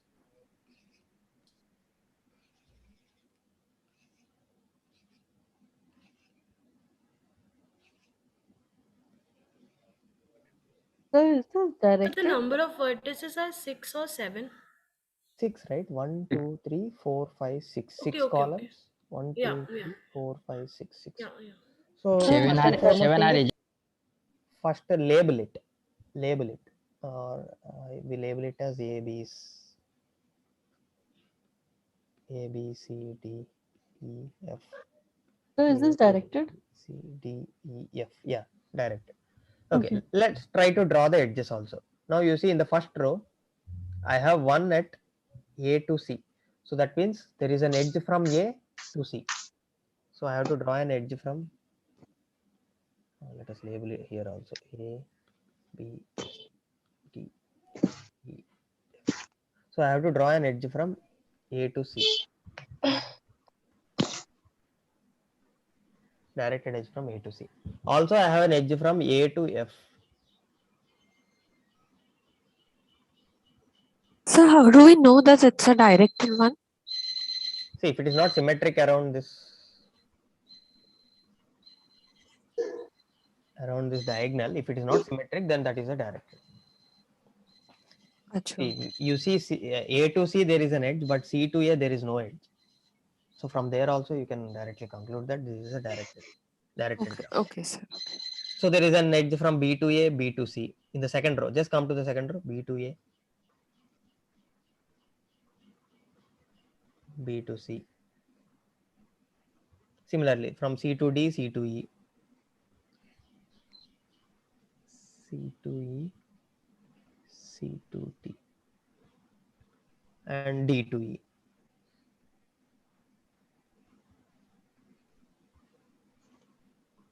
And F to B.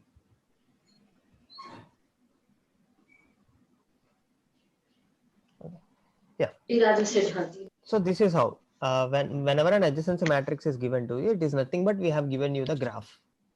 So no need to again specifically give you the graph. You can actually derive or you can actually draw the graph from the adjacency matrix. Okay. Yeah. Now let's see the important thing. Sir, excuse me, sir. Mm. So in a directed graph, how can we approach coloring? Because See, there is no such cases we discussed at all. Yes. Okay. Okay, sir. Because no need to bother about.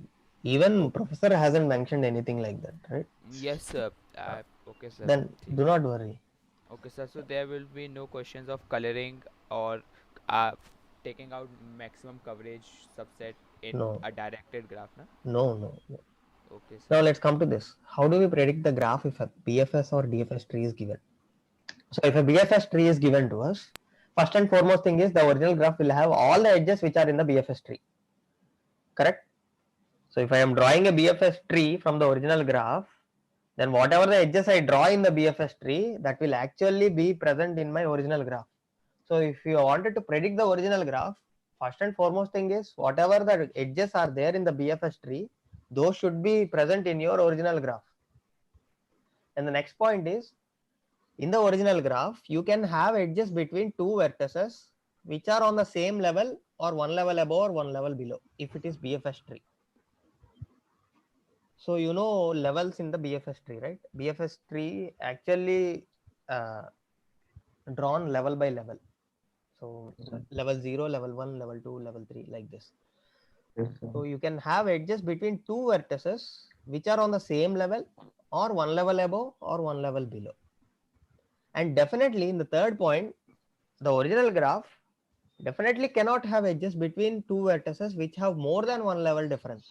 So if you have a vertex in level 3 and if you have some other vertex in level 1, so you cannot have an edge between level 1 vertex and level 3 vertex. Okay, so definitely there cannot be an edge. So considering these 3 points, we can actually predict the original graph. So original graph may not be same, but the original graph can be that, or we will just predict. This is just the prediction. Okay. So considering these 3 points, we can actually add edges and we can actually able to find which all edges cannot be there in the graph, which all edges can be there in the graph.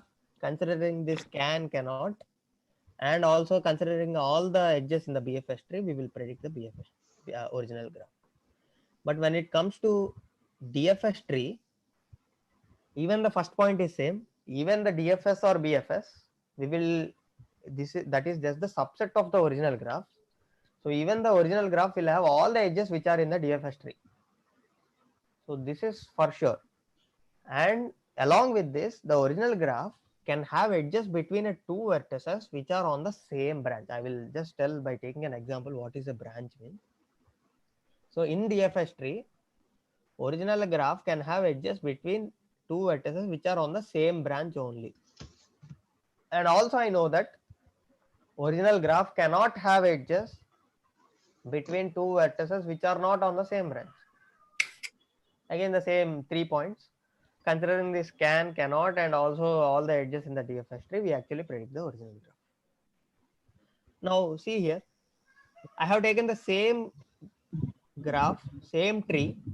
Once I said that is BFS tree and next I said it as DFS tree. Now let us try to predict the graph.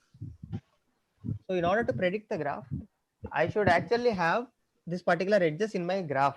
Definitely my original graph contains edge AB, edge AC, edge BD, edge BE, EG, EH and CF.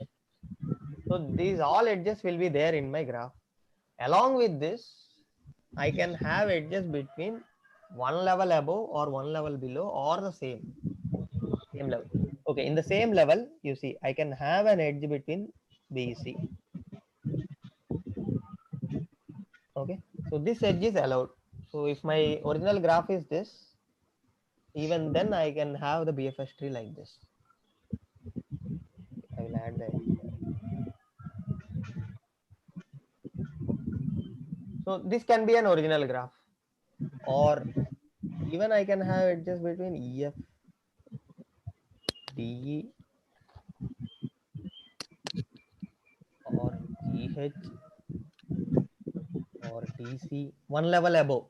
So one vertex can be in the level 2, one like vertex can be in the level 1. So this is level. So this is level 0, level 1, level 2, level 3. So one level above. C2F. Yeah, C2E you can have an edge.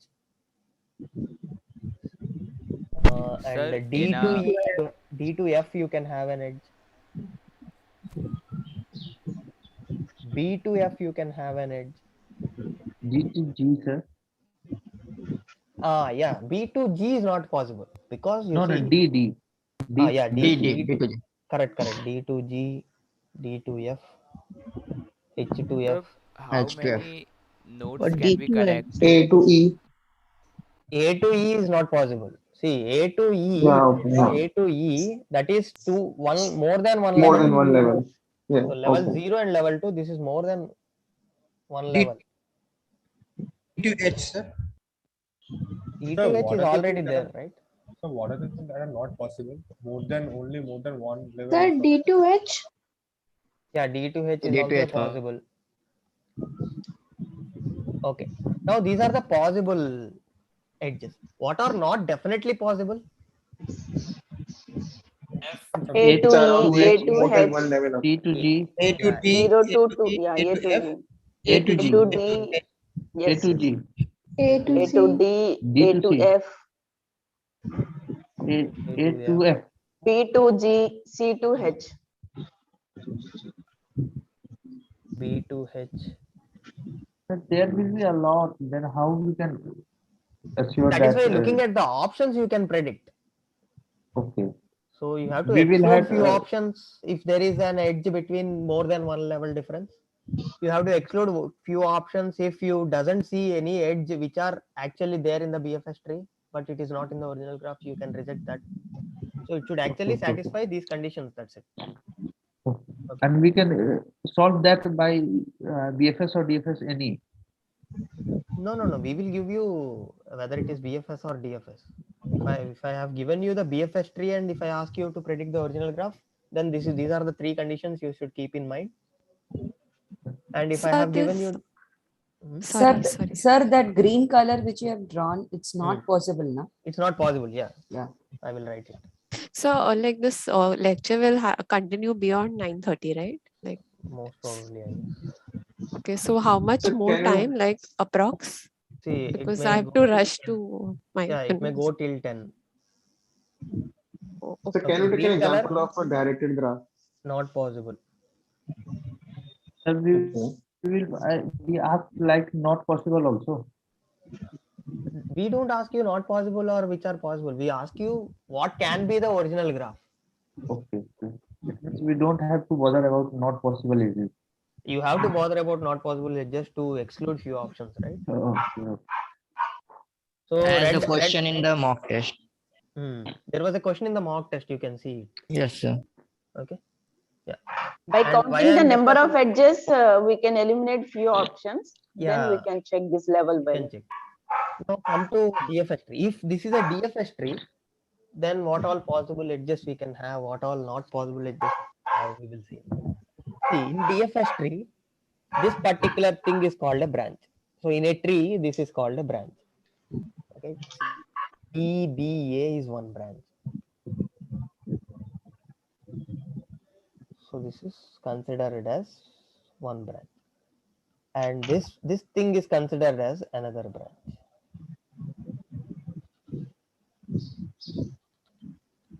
Okay, and this is considered as one more branch. ABH is one more branch, and this is another branch. Okay, so these are 4 branches in this DFS tree.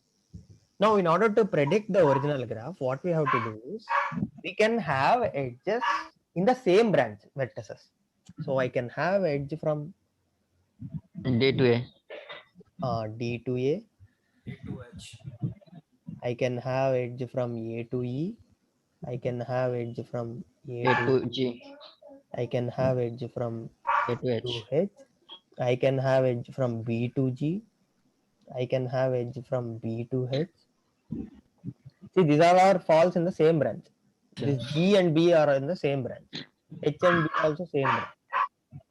And if you see here, A to F is also in the same branch. I can have an edge. Yeah, I guess. Yeah, these are possible edges. And not possible edges are you cannot have edge between two vertices which are in the different branches like this. So if it is D and E are in the different branches, you cannot have an edge. D and G cannot have an edge. D and H cannot have an edge. But this is D, E, D, G, D, H are possible if that is BFS tree. You see the difference. So in BFS, if that is a BFS tree, then DE is a possible edge in the original graph. But here it is not possible. So here it is not possible means we cannot have an edge in the original graph if this is DFS tree. So DE, DG, DH, similarly DF, DC, and EC, EF, HF, GF, BF, BC. So these are all not possible graphs, not possible edges in the original graph if this is a DFS tree. So So can you DFS, explain this green not possible thing? Just my connection got disturbed.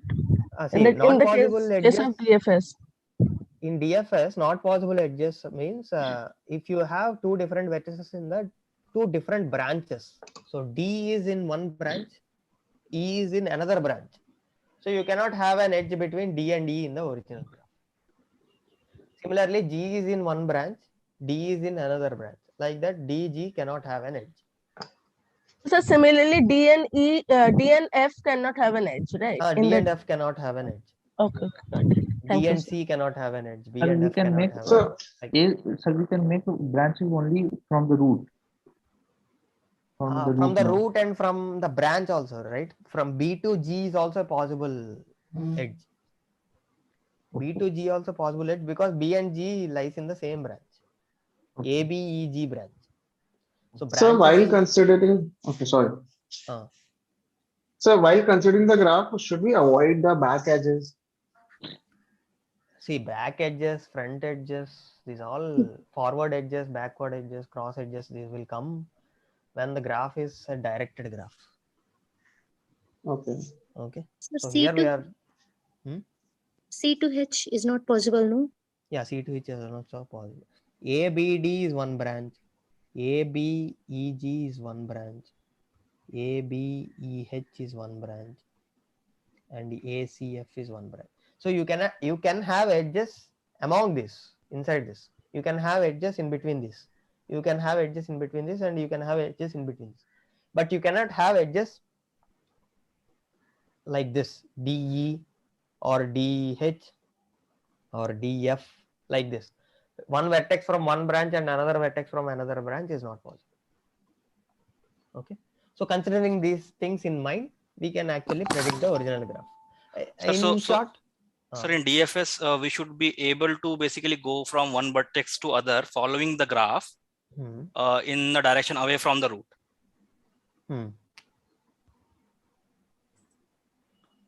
Okay, sir. Okay, sir. So this is how. In short, what you have to do is keep these 3 points in mind. You exclude the options. Whatever the options are given, you exclude the options, and whatever the options left, that will satisfy, or that can be the original graph. Okay, if they are satisfying these 3 points, then that can be the original graph. Okay, now let us come to this matrix multiplication.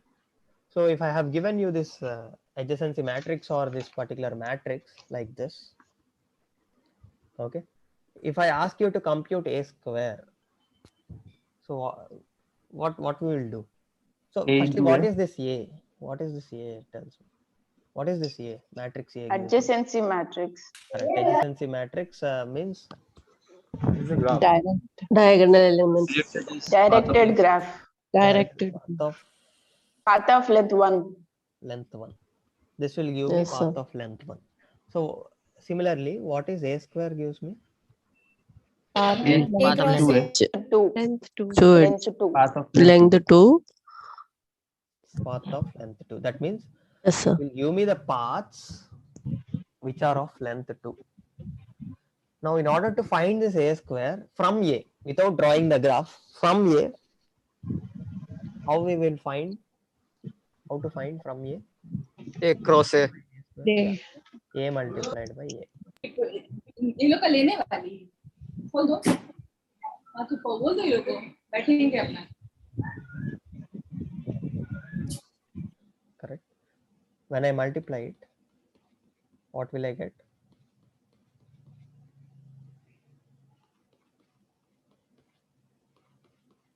So you find these values. Everyone, please try this.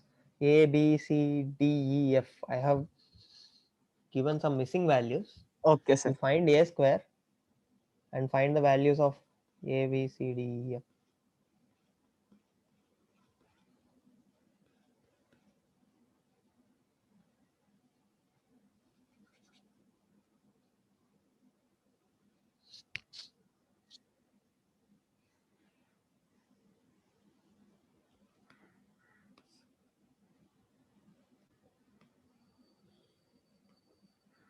So this is how we find it.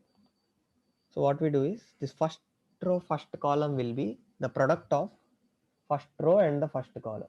So 0 times 0, 0 times 0, 1 times 0, 0 times 0, 0, 0. 1. Everything will Zero. be 0. Okay, here 0. A is 1. Here 0. And the second one will be like first row, second column. One it will. Right, we will get 1. Similarly, first row, third column, 0. You will get 0. First row, fourth column, 0 1 you will get 1. One, sir. The third element Yes, 1. multiplied with this third element, you will get 1. What will be the first row? 1. 1. First row, Zero. last. 0, sir. Okay, this is the first row. Now let's move to the second row. Second row, first column. 0. 1 Sir, can you please mark it on the color so that it will not get confused? The first row or the first element you multiplied with the first column of the first element. How did it do that? See, 0 this is how the product will go. So the second one should be 0, right? Second one is 0, is it? Yes. The last one, 1 multiplied with 1. Yes, second one 1 times 1. Sir, 0 times 1. No, this is first. No, last is 1 Last only. one 0. The Last second one is first row, second column. So 0 multiplied by 0, 0 multiplied by 0, 1 multiplied by 0, 0 multiplied by 0, 0 multiplied by 0, but last 1 is 1 multiplied by multiplied by 1. So if you sum all this, you will get 1. So like this. I didn't get it. Okay, fill the values. So from here, what is the value of A? 1 is 1. Now let's compute the value of B. So in order to compute the value of B, see, if the matrix is given like this to you, and if you have to find only the missing values, So in order to compute this particular value, what you have to do is you have to take the second row and the third column. That is the value of this. You take the second row, this row, and the third column. 1. What we will get? 0. No, 1 times 1, 1. 1. 1 0 is times there, 1. sir. 1. So 1. 1 The to 1. value Sir, of I have a D. question. Sir, is transitive closure also covered in this? No, no. So do you multiply the corresponding elements and then add them up? Yeah, Yes. corresponding elements, and we will add them all. Okay, So okay. for C, we need C is the second row, fifth element, fifth column element. Second row, fifth column element. So that means I have to take the second row and the fifth column, multiply the corresponding elements and add them. So what we will get? So now, in order to find the value of C, I have to take the second row and the fifth column. Sir, 1. It is no 0. 1 times 0, 0 times 0, 1. 1 times 1. 1. 1, sir. Sorry, sir. 1. So the value of C will also be 1. What is the value of D? For D, we have to go for third row, second column. And the second column. So this is the third row and the 0. second. 0 it will come, sir. 0. So D value is 0. Okay. Now E value. For E value, fourth row, first column. Correct. Fourth row, 0. 0. first column. 0. Yeah. 0. So for E value will be 0. What is F value? F value is 1. sixth row, sixth row, second column. 1. 0. Sixth 0. row, 0. second Yes, 0. column. Yes, Yeah. 0. 0. So this is how you find the missing values. And once after you find the missing values, if I ask you something like 3a plus 4v, you can compute this, right? 3a plus 4v or a plus b plus c plus d plus c. Yes, sir. Yes, sir. Yes, sir. Right? Yes. So find the missing values and answer what we are asking you. Don't answer blindly. Once you got the value of a as 1, don't substitute 1 or something like that. So read carefully, read the question carefully, see what we are asking you and try to find the value of what the question is and substitute the answer. Sir, would there be a question of transitive closure in the exam? No. Hello, sir. Did I mention in the important? No, sir. Okay. Even you can do it like this, or let us try to draw the graph of this. Okay. Why I'm drawing this graph is because to get the tags, to get into tags and everything. So if I draw the graph, how it will be? Rows will be the It could be outgoing edges directed and graph. columns will be incoming edges. Yeah. So Just a quick question. This is a Boolean multiplication or regular matrix multiplication, meaning you can add and get 2, 3, 4, and so on. No. This is matrix multiplication in terms of paths. So it's only zeros and ones that. It's only zeros and ones. E and F. So we from are doing A we graph have for A square. So sir, the arithmetic here is Boolean arithmetic, right? So Boolean arithmetic. Correct. If there is 1 plus 1 while calculating a particular location, it will still be 1. Still be 1, correct. Okay. Okay, sir. Sir, we will So, draw sir, the if graph we for can, A square, right? We are drawing the graph for A square. No, we are drawing the graph for A. We are drawing with the original graph. Excuse me, sir. If we have a question such as after we have calculated a square such as a 4a plus b, then we have to calculate from regular arithmetic or Boolean arithmetic. That is regular arithmetic. That is regular. Yeah. Why we will ask 4 times A if it is Boolean? And no, sir, that's If it is Boolean, you can easily guess the answer also, right? either 0 or 1. 1. Okay, sir. What is there to ask us? So that is normal arithmetic. Okay, sir. Okay, from A Advanced there is arithmetic. an directed edge to C, A to F, B to A, B to C.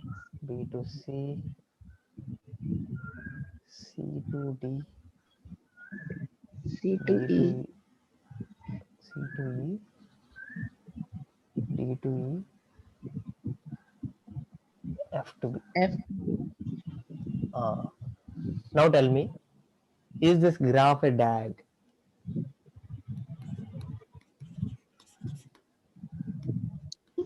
Sir, I am not getting how have you drawn this graph? sir. No, Yes, EF is a Sir, cycle. because ECD is a cycle. So Yes. AFB is also a AFB. cycle. A FB, B also a It's cycle. not a cycle ACD. ECD is Sorry, not a cycle. AFB. AFB. Correct. ABF is a cycle. AFB is a cycle. AFB is the cycle. cycle. So Yes. that is not a DAG. Sir, So can how you I explain draw how the have you graph drawn of this it? graph? This A is nothing but the adjacency matrix. See, this is sir ये भी तो देख सकते हैं ना कि किसी की भी इंडिग्री 0 नहीं है. किसी का इंडिग्री भी 0 नहीं है. Even सर that एक is बार not. बताएंगे सर ये ग्राफ कैसे बनाया सर थोड़ा एक बार डिटेल में. See, this is the adjacency matrix. Just now we discussed from adjacency matrix we can draw the graph. Sir, you have drawn it from A square. No, from A is the adjacency matrix. From A we can draw the graph. इधर से draw किया था. देखो 1 है, so that means from Okay, A okay. to C there is an edge. From A to F there is an edge. From B to A there is an edge. B to C there is an edge. C to D there is an edge. C to E there is an edge. Yes, B sir. to Now I got it. But why have we calculated the A square, sir? See, for A square is path of lengths 2. See, that is different question. Okay, that is Okay, matrix okay, sir. multiplication. Now we are moving into DAGs. So in order to get into DAGs, I just drew the graph of this, and I'm just asking whether this particular graph is a DAG or not. This is not a DAG because AFB is a cycle. If we have a cycle, then we don't have a DAG, right? This is not a DAG. So what I do is I will convert this into DAG.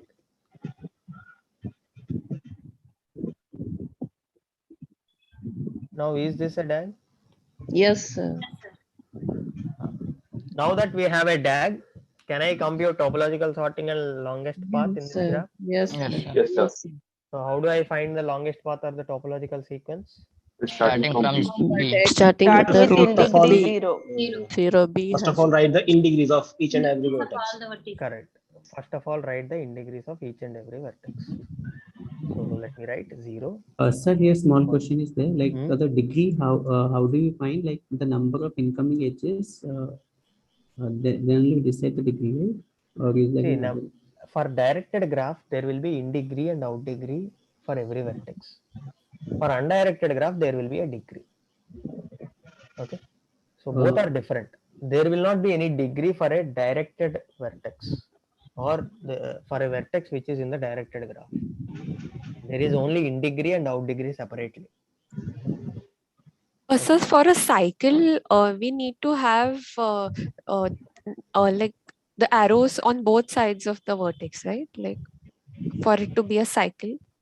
For it to be a cycle, it's not you just have important. to trace back to the same vertex. So initially it is like this, right? So from B to A to F, F to B, I can come back to B again by traversing between edges and vertices. Okay, okay, sir. That will form a cycle. So that is what cycle means. Okay. Hello, sir. Sir. Hello. Hello, sir. For matrix, column will give us in degree. Out degree. Out degree. Column will give us in degree. In degree. In degree, and row will give us out degree. Out degree. Correct. Okay. Okay. What are these red numbers? I have given 0 to Longest path. Longest path. sir. Correct. Longest path to, we will initialize it to 0 for every vertex. And the black number is the in degrees. In degree. Okay. Now the process will, at the same time you can find the longest path to in the topological sequence simultaneously. So how do we do it is, we find the in degree vertex, in degree 0 vertex in the DAG, and we will remove it and update the in degrees of the adjacent vertices, which are adjacent vertices, and we will update the longest part to the adjacent vertices. So here what we do is, we remove the vertex B and add it to the topological sequence. So topological sequence will be B, and the longest path 2 will be 0 for this. Then we will remove B and update the in degrees and the longest path 2s of A, F and C. So if I remove B, along with these edges also I should remove. Correct. So if I remove this, and I have to update the in degrees of A, F, C, which are adjacent to B. So if I update it, this will be, in degree will be 1, this in degree will be 0, this in degree will be 1. Also I should update the longest path 2 as max of already, so max of already the value of the longest path, or 1 plus the longest path of the previous removed vertex. So longest path to B is 0. So this is 0 comma 1 plus 0, which is max of 0 comma 1, which will be 1. Correct. So this will be 1. Even the same goes for this max of 0 comma 1. This will also be 1. For this longest path, just can we count the edges and carry on with the process instead of the formula? Count the number of edges means number of incoming edges. Just I'm counting the number of edges and I'm getting the correct answer. See, I started with B. To travel from B to A, only one edge is required, so that count is 1, longest path. Yeah, that I'm is what we solving do. like that only. Yeah, that is what we do. Even I That am is what Instead the of formula gives us memorizing also. this, instead of memorizing the formula, just I'm counting the number of edges and I'm solving. Okay, now updated. Now we have updated values also. Now we have to repeat this process. Now we have to find the vertex which has in degree 0. This is A. So we will add that A to the topological sequence, and the longest path to topological to A is 1. So after adding this to the topological sequence, we remove this along with the incident edges and update the in degrees of the adjacent vertices. In degrees of adjacent vertices will be 0, 0. And also we will update the longest path to as max of 1 comma 1 plus 1, max of 1 comma 1 plus 1, which is 2. 2. Now here we have two different vertices which have in degrees 0. You can choose any one of it. So Sir, either how you you can had choose incremented? How you had incremented for see F? how I increment is max of longest path to that vertex, or 1 plus longest path to the removed vertex. Okay, so removed vertex has longest path 1. 1, and so we had max added of 1. max of already we have 1 here, 1 comma 1 plus the removed vertex is 1. So this will be max of 1 comma 2. So that will be 2. So that will update to 2. Both F and C longest path 2s will update to 2. Okay, now I have a choice of removing either F or C. So you can choose any one of it. I choose F because it is kept lonely. So you choose F for something. You choose F for, there is a different topological sequence if you choose C. So C, you can choose C also. So after choosing F, the longest path to F is C. I remove this F. Okay. Now I have to proceed further. Now I have to choose C. Now I will choose C. I will add C. Sir, you will not be updating the values when you C. deleted the C. So when we delete F, there are no adjacent vertices to F, right? So you will simply delete that element, right? We can simply delete that and add it to the topological sequence. Now we have to add the vertex which has in degree 0. So C has in degree 0. Now I add topological. Now I add vertex C to the topological sequence, and the longest path to topological to C is 2. So once I add that, I remove this. I remove this, and now I will update the in degree of the adjacent vertex. So in degree of adjacent vertex, which is D, is becomes 0. And the longest path to D, you observe 3. this will be 3. max of 2 plus initially 1. the longest path to D is 0, comma 1 plus longest path to the just now removed vertex. Longest path to just now removed vertex is 2, 1 plus 2, which is max of 0 comma 3, which will be 3. So now this will be updated to 3, as well as the in degree of E also update to 1, and the longest path to E also updates to max of 0 comma 1 plus 2, which is 3.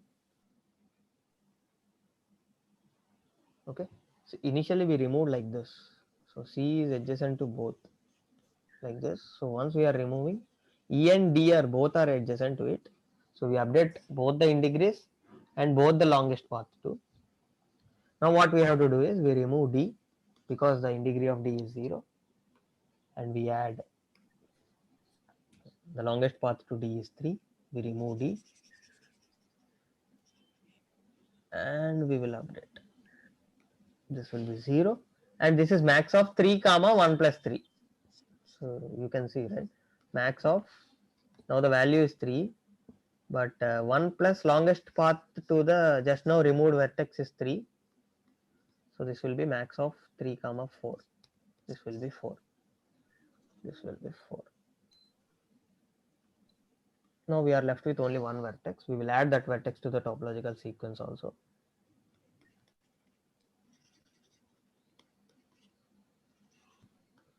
And this will be 4. So the longest path in the graph, the length of the longest path is 4 in terms of number of edges. So this 4 indicates the length of the longest path in the graph. So the length of the longest path starts from B. So it will follow like this: B to A to C, C to D, D to E. Okay, this is the longest path in the graph, and the topological sequence is BAFCDE. Also you will get BACDEF. Also you can have BACFDE. F, So F there are can go many. anywhere after A. BA is common. BA is common. From there you can shuffle C and F, you can shuffle, and F can be removed at any point of time. So C, D, F, E, like this. These are different possible topological sequences you can have. Okay, this is about the topological sequence longest path. If you want in detailed explanation and step by step, I have already given you in the solution also and the mock solution also. Go through that, or else just go back to the week 11 session. In the last, can you repeat this last part? This topological, different types of topological. Yeah. See, because see, F is independent of the C, D, right? So whenever a choice sir like this, sir FC जो है A का branch है ना? A का branch है. Once A is removed, F is independent of this C, E, D group. Now whenever a choice like this, either to remove F or C, I removed F, but if you remove C, then you will come, you can remove C and you can add that to the topological sequence. Then it will convert like this. It will come again a choice between D and F. So either you can choose F or D. So depending upon again the choices, if I choose D, D comes in front of F in the topological sequence. If I choose F, F comes in front of D, like this. That is why there will be different types of possible topological sequences for one particular graph. So if we didn't mention anything, how many? So this type of question will be asked that how many type of topological? See, how many types? No, but we will ask you like, is this a possible topological sequence or not? kind of things. So one possible topological sequence of this given graph is this, whether this is true or false. So this is true. This is a one possible topological sequence. This is also a possible topological sequence like this. This is also a possible topological sequence. So there are no questions like number of possible topological sequences, but you should multiple option. Yeah, you should be good enough to judge that whether it is a topological sequence or not. It means we will get the options in this type of question. Most probably. Okay. Sir, now let's come to yeah. Sir, here F can come anywhere between C to E. Yeah, see, that is why F can come before CDE, F can come at last, F can come after C, F can come after D. But E comes after D, right? F? E comes only after D. E comes only after D. CDE will maintain the sequence. CDE will maintain the sequence. Yeah, but F can come here, here, here, or at end. Okay. Yeah. So the implication of this topological sort is basically the longest path of any vertex to any vertex, right? Hello? So no. I didn't understand the statement. What is the So the implication of this means the meaning of this topological sort is to reach from any particular vertex to any other vertex through a longest path. Is it so? No. See, topological sorting has different application than the longest path. So what is the meaning of it? Like, can you just implication of that? See, dependency tree. Dependencies. So this particular topological sequence gives you whatever the vertex comes before the next vertex, the before vertex is dependent on the next vertex. The next vertex is dependent on the before vertex. Sir, unless D is performed, you cannot perform A, F, C, D, E. That is what. Sir, can you please mute others? Yeah, I'm muting. So this topological sequence gives me, unless you perform or every other vertex is dependent on this vertex B, and every vertex F, C, D, E is dependent on this vertex A. Unless BA are performed or done, you cannot go to F, C, D, E. So this is just so, sir, when can we say it's independent? Like two vertices are independent if they are. If they have the integrity at the same time, if the integrity of both the vertices are 0 at the same time, then we say both the vertices are independent to each other. So from this topological sort, can we find out the independency, like independentness of that? No, not from topological. We have one question in GA. One question is there based on the works, which work should do particular task. I remember. That particular question actually tells you that, asks you that whenever there are two vertices at the same time, those two vertices can be performed, those two tasks can be performed at the same time. That is what it means. So as of now, we encountered two cases, right? C can be performed, C and F has integers 0 at the same time. So that means F and C can be performed at the same time. If this is considered as a task kind of thing, task F and task C can be performed at the same time. Okay, sir. Okay. Thank you. Yeah. So yeah, this is about topological sequence longest path. Need not worry about this much. If you are still confused, just go back to the previous sessions. There we have explained it clearly. So this all will be an exam, additional of week 12. These all will be? And particularly exams of N term. See, that is why I am discussing. I am spending time to discuss. These both will come as one question, right? So sorting and longest path normally. That I will not guarantee. How can I say it directly? Sir, how many marks? Fine. Okay. Can you just tell what would be the distribution of marks from that already discussed? Na? Just open the YouTube. In the first 5 to 10 minutes, I have discussed everything. I will come back to it once I'm done. See, now let's come to this algorithms. Okay, problem statement and what algorithm can we use? So Dijkstra and Bellman-Ford, we can use it to find the shortest path from a fixed source vertex to every other vertex. If the source vertex is fixed, and if I wanted to find the shortest path from that vertex to every other vertex in the graph, and if there are no negative edge weights, then I can perform Dijkstra algorithm and Bellman-Ford algorithm. And I can only perform Bellman-Ford algorithm if I have negative edge weights in my graph. If I have negative edge weights in my graph and I wanted to find the shortest path from fixed source vertex to every other vertex in the graph, if there are no negative cycles, I can use Bellman-Ford algorithm. Sir, I didn't understand what is the meaning of negative cycle. Sir, See, how to find negative cycles in graphs? How to find negative cycles in the graph means you have to draw the table of Bellman-Ford. After Yes, the sir. nth iteration also, your values are, if your values are changing, then there is a negative cycle. When it comes to Flayard-Warshall, even SPK minus 1, if you find the SPK minus 1, yes, if you find the SPK, if you find SP in your SPK minus 1, and if you take if your SPK minus 2 and SPK minus 1, if your value is changing, then there is a negative cycle. Last और and sir last but one. और sir की graph बना के check कर सकते हैं कि cycle graph बन रहा बना के you can go with the graph also. मतलब उनका प्लस जो आना चाहिए वो 0 होना चाहिए ना, तब पता चलता है ना कि नेगेटिव साइकिल से.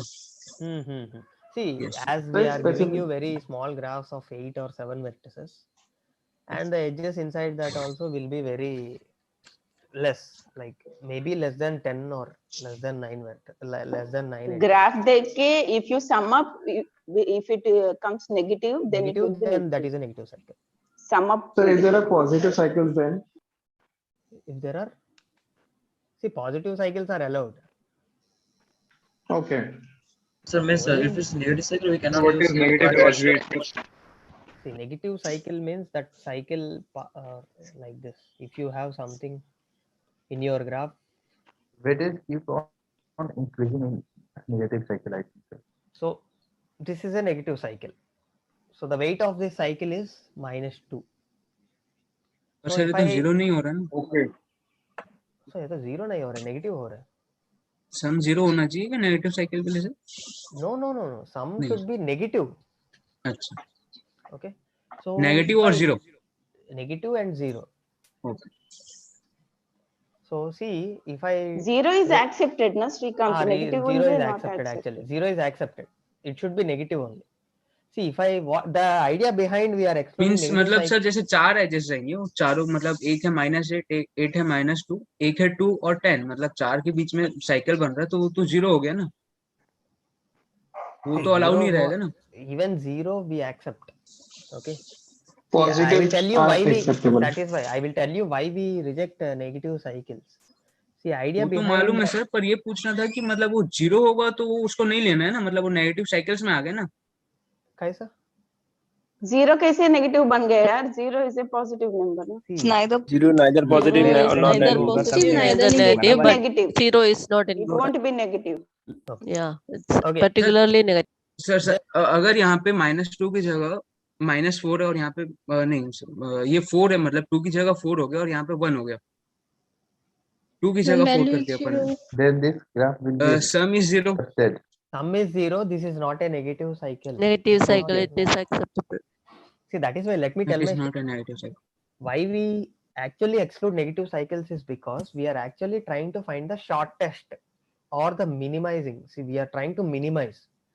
So if I have a negative cycle, negative value cycle, if I rotate in this cycle itself, see, once if I rotate here, I will get -2. If I rotate twice, I will get -4. If I rotate thrice, I will get -6. If I rotate some 10 times, I will get -20.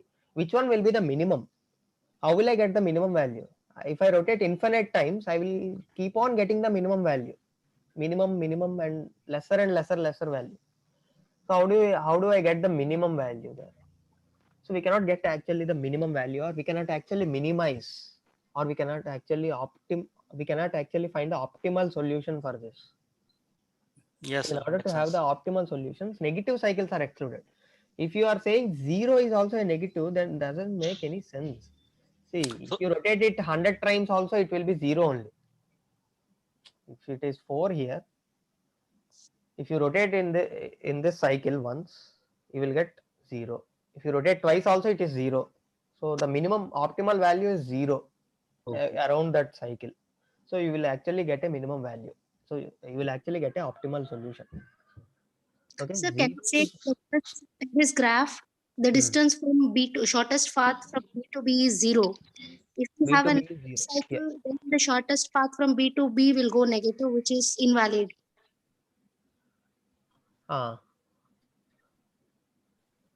Where it will go negative? No. The shortest path. No. If we have negative cycles, Then that will be negative. That is why we are not taking negative cycles. Not that is why. See, again, if I rotate it again, I will get lesser value than the previous one. Yeah. Okay. If I rotate it in that cycle itself, I will get minimum. I will keep on getting the new minimum values. So that is, we cannot get to an optimal solution, or the final solution cannot be found. So that is why we ignore In negative lecture, it cycles. was it was explained pretty well with the Yeah, example. in lecture. Just go back to the lecture if you want why we are not considering negative cycles. So if there is a negative cycle, you cannot use any of this algorithm. If there is a negative edge weight, you cannot use Dijkstra. So if I wanted to find the shortest path from one fixed source vertex to every other vertex, then you can use Bellman-Ford and Dijkstra. If there is a negative edge weight, we can only use Bellman-Ford. If I am asking you to find the shortest path from any vertex to any other vertex, you cannot use Dijkstra, you cannot use Bellman-Ford, you can only use Floyd-Warshall algorithm. Okay, even for Floyd-Warshall also, we cannot use Floyd-Warshall algorithm if it has negative cycles. Sir ये shortest path calculate करने के लिए आएगा क्या या फिर just एक statement? No, see, that is what I said. Just look at the problem statement and algorithm when we use these algorithms. Sir, everything that Dijkstra can do, Bellman-Ford can also do, right? Yeah. So the choice is actually between Bellman-Ford and Floyd-Marshall based on the source vertex. Based on fixed source, yeah. If it is fixed source vertex, you will use Bellman-Ford. Friend, it is it's another way around. Whatever can Bellman-Ford can do, Dijkstra can do. Floyd is different. I don't think so. Bellman-Ford can handle negative edges. Dijkstra can't. It can handle positive as well as negative edges, right? Dijkstra can't. Dijkstra cannot. Dijkstra cannot use negative edges. Yeah. Bellman-Ford can. Yes. So whatever. So Bellman-Ford can do everything that Dijkstra can do. Dijkstra do. Correct. What about Floyd-Warshall? The choice is between Bellman-Ford and Floyd. Floyd can do with any vertex. Bellman-Ford is constrained to a fixed source. Fixed source. What? I did not understand. See, you can use Dijkstra or Bellman-Ford wherever places that part is okay. I'm okay with the Dijkstra and Bellman-Ford. What about Floyd-Warshall? Floyd-Warshall is if there is no fixed source vertex. If we have to find the shortest path from any vertex to any other vertex. So between a pair of vertices. So if I wanted to find the shortest path between every pair of vertices, then we will use Floyd-Warshall algorithm. Okay. Yeah. Every vertex to every vertex, right? Every vertex to every vertex. So remember this, when we will use which algorithm. Which algorithms are applicable in which situation. So for Floyd-Marshall, the question would be like, will be given like use this like you will give the question and hey, don't ask me what questions I will give. We will give. Okay. So whatever I said, just focus on that. Okay. So if I'm not discussing any problem related stuff with this algorithm, then you should understand something. That's it. No, sir. Anyways, in the question, there is already told that use this algorithm.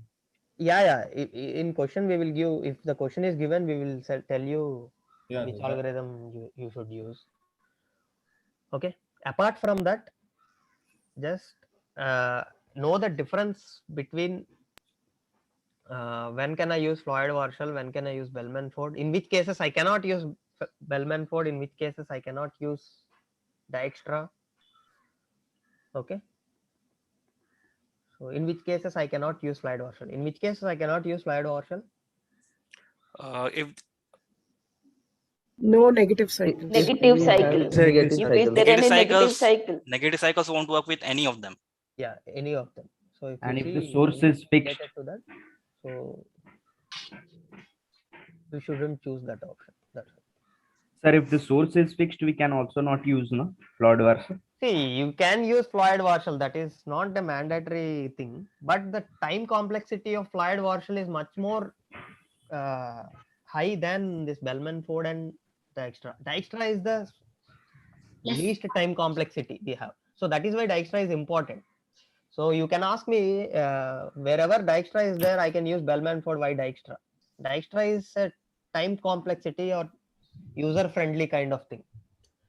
So then why they are preferring fluid Warshall all the time? Less cost, less feature, more cost, more features. Yeah, see, fluid Warshall, why they prefer is because in order to find the shortest path between any vertex, Dijkstra and Bellman-Ford doesn't work. Yes, yes. So definitely you should go for fluid Warshall at that time. But the time complexity will be more. Even though the time complexity is more, whatever the problem statement is there, that will be answered by fluid Warshall algorithm. Sir, I have a doubt in fluid Warshall. Mm-hmm. Sir, if there are four vertices, or we have to find XP3. Yeah, still SP3. It goes till. Yes, sir. To which vertices I have to be used? मतलब कौन कौन से vertices use करके अपन sp3 निकाल सकते हैं, मतलब 4 दिए हैं तो 4 वर्टिसेस दिए हैं तो See, whatever the vertices may be, you label the vertices as 0 1 2 3. So start with 0 1 2 3. Means 4 means ये 4 वर्टिसेस हो गए, अपने को निकालना है sp3, मतलब ये चारों को यूज करके निकालना है, चारों को यूज करके निकालना है. ओके, मतलब जो भी आएगा उसको पहले, मतलब जैसे अगर अपने को 6 भी दे दिए तो अपन 0 1 2 3 4 5 करेंगे. That's it. और अगर sp4 बोला है मतलब 0 1 2 3 and 4. 0 1 2 3 only. sp4 मतलब अच्छा 0 1 you 2 have to use 4 vertices 1 2 in 3. between. Yeah. Okay. Sir, would you be discussing these algorithms in detail? No, Yeah. no. Okay. Only one algorithm, fluid Warshall, just one. No, not required. Not required. He is telling that समझो यार, he is वो telling hint that, दे रहा है, listen, समझो. please. If I start explaining fluid Warshall, it will be a time waste to you and me as well. No, you can solve What it did you with say? other. Please proceed with Excuse me, finding trees. sir. Sir, you can proceed, sir.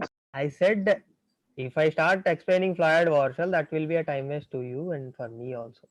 Okay. उसके पहले 2 minute पहले बोला था, वो hint को समझो. wants to say. You can learn from lecture. संध्या दीदी question paper in leak करवा देगी. Okay. Yeah, okay. Now let us come to the final topic of this session. So how do you find the minimum cost of a spanning tree? Sir, we can use Dijkstra Prims will be better. and Prims.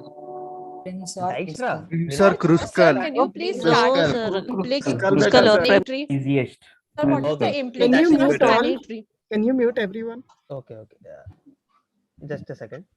So we can use Kruskal or Prims. So whichever you feel comfortable, okay? It's not like this is easy or that is easy. Some feel Prims is easy, some feel Kruskals is easy. For me, specifically Kruskals is easy for me. Sir दोनों से ही check कर लेंगे. Kruskal is best. Also, So you can check, you can cross check with if you know the two algorithms, you can cross check with cross check other कर सकते हैं. algorithm. Okay, both algorithms will give you the minimum cost spanning tree. Should give you the minimum. Sir इसमें negative weights नहीं आएंगे ना minimum cost spanning tree में? No, negative edges नहीं. Okay, now let us discuss one or two of it. What you have to do is in Kruskals you have to arrange all the edges in the ascending order. Okay, also in question paper, also when you solve the paper in, problems like this, no need to write it in the ascending order. Also you start by choosing on the graph itself, you start by choosing the minimum edge weights. So minimum weight is 1, so I choose this edge. I can choose this edge. I choose this edge. I choose edges in such a way that if I am choosing that particular edge, if it creates a cycle, I will not choose that. So that is the condition I have. Until and unless I get a cycle, I will try to choose the minimum weights in the given graph. So 1 is done. Next I will move to 2. If I take this 2 weight to edge, will it create a cycle? No, sir. No. There is Sir, no your other. screen is not visible for me. Screen is not visible, is it? It is visible, Yes, sir. sir. Not It's visible. Yeah, visible. maybe your Visible. internet Visible, connected. I visible. think Just her check net your internet was. connection. Okay. After 2, just move to the next least weight. So it is 4. 4. So if I take 2f. this 4, will it create a cycle? No. No, sir. No, sir. No, I can choose. Again, there is 4 again. I can Yeah, we actually can choose choose. this also. Sir, we have to write down the edges or something. Thing like that. That is what I said. Just draw the graph. You start by choosing the edges which has the least weight. Okay. Like this, I have started from 1. I have chosen both the ones, both the edges which has weight 1. It doesn't create a cycle to me.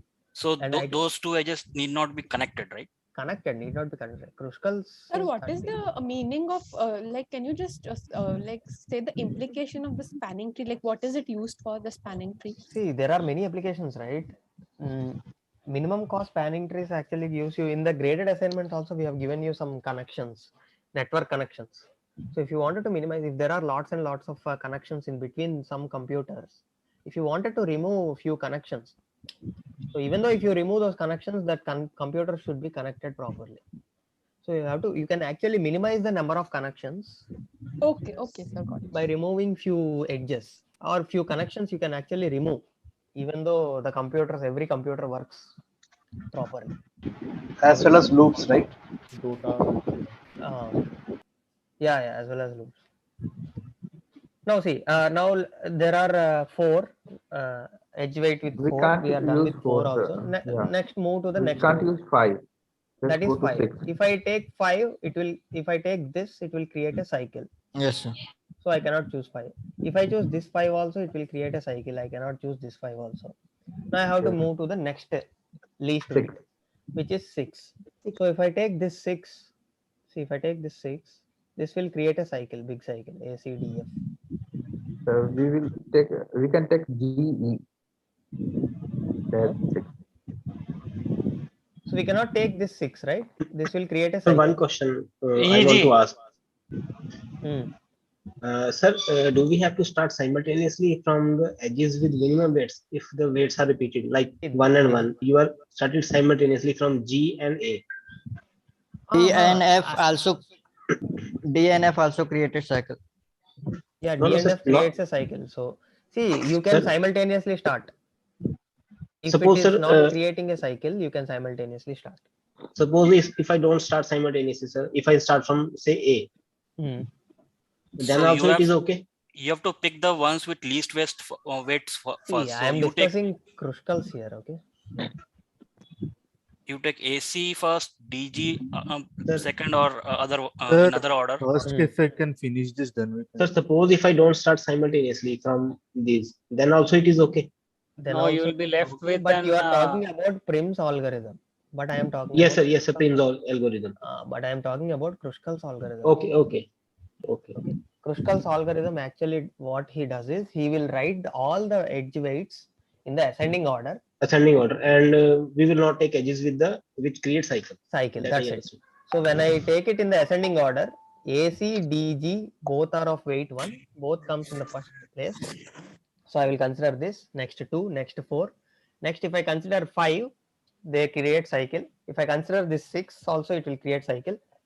But there is another 6 edge with weight 6. So if I add this edge, this will not create a cycle. So I can add this. So after 6, there is 7. 6 will create a cycle now. No. This 6, huh? GE will not create cycle. GE will not create a cycle. Okay. Similarly, next we will move to 7. If I add this 7, this will create a cycle. But I can add this 7. Yes. 8 we cannot take. 9 we cannot take. 9 can take. And See, just count the number of when you will stop. Just count the number of vertices you have. 1, 2, 3, 4, 5, 6, 7, 8. So you have 8 vertices. That means you have to choose 7 edges for the tree. So tree has n minus 1 edges. If n is the number of vertices, tree will have n minus 1 edges.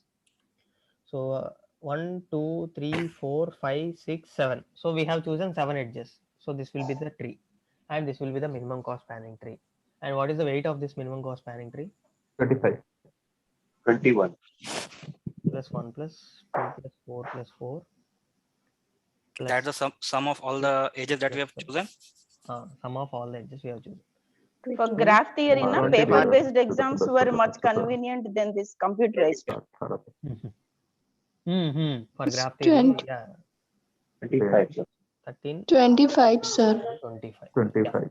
So if I use Kruskals, it is 25. You can use Prims also. So for in Prims, what he does is he will choose the least weight edge. So why I feel Prims is slightly difficult, because whenever there are two edges with least weights, you can see here A, C, D, G. You will get a choice to pick here. Every time you will be, sometimes in between also you will be left with two choices to pick in between. Yes, sir.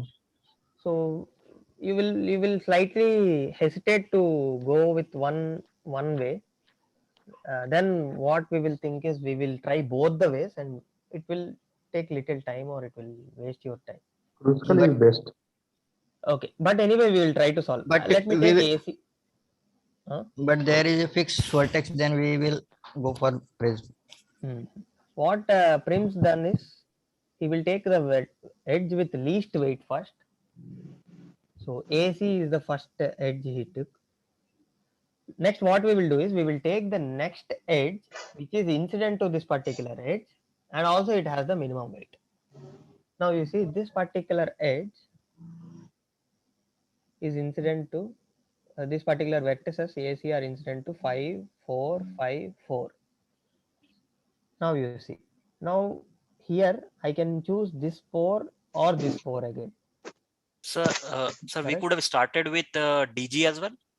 You can also start with these Okay, here. sir. Okay, sir. Continue. It's fine. Whatever you start, one vertex should be in your tree vertices PV set. So One always vertex connected. should not be connected. One vertex should be from the newly taken. So here you can have AD or CF. Doesn't matter. You can take AD. Sorry, CF. Again, here is also a choice. You can choose AD also. Now I have chosen CF. Now my tree vertices are AC, ACF. So if you take AD, then it is also correct, right, sir? It is also correct. AD is also correct. Now considering this ACF, we have edge weights with 5, 4, 5, 6, 9. So therefore you have to choose the least one, which is 4. This one will CD. come. Now we have a tree vertices as ACDF. Now you have to consider all the edges which are incident to ACDF. So it is DB. 2, 5, DD. 6, DG. 8, 9, 5 and everything. In this we will get DG, which is least weight, which is 1. So DG. Next you will get DB. Next you will get GE. Next you will get GH. The same thing you will get, even if you follow the Prims also. Okay. And the minimum weight will always be 25 for Prims also. So whatever the process you feel convenient, use that algorithm and find the minimum cost spanning tree, and the weight of the minimum cost spanning tree will be 25. Sir, what about how many minimum cost spanning tree? Don't worry about it.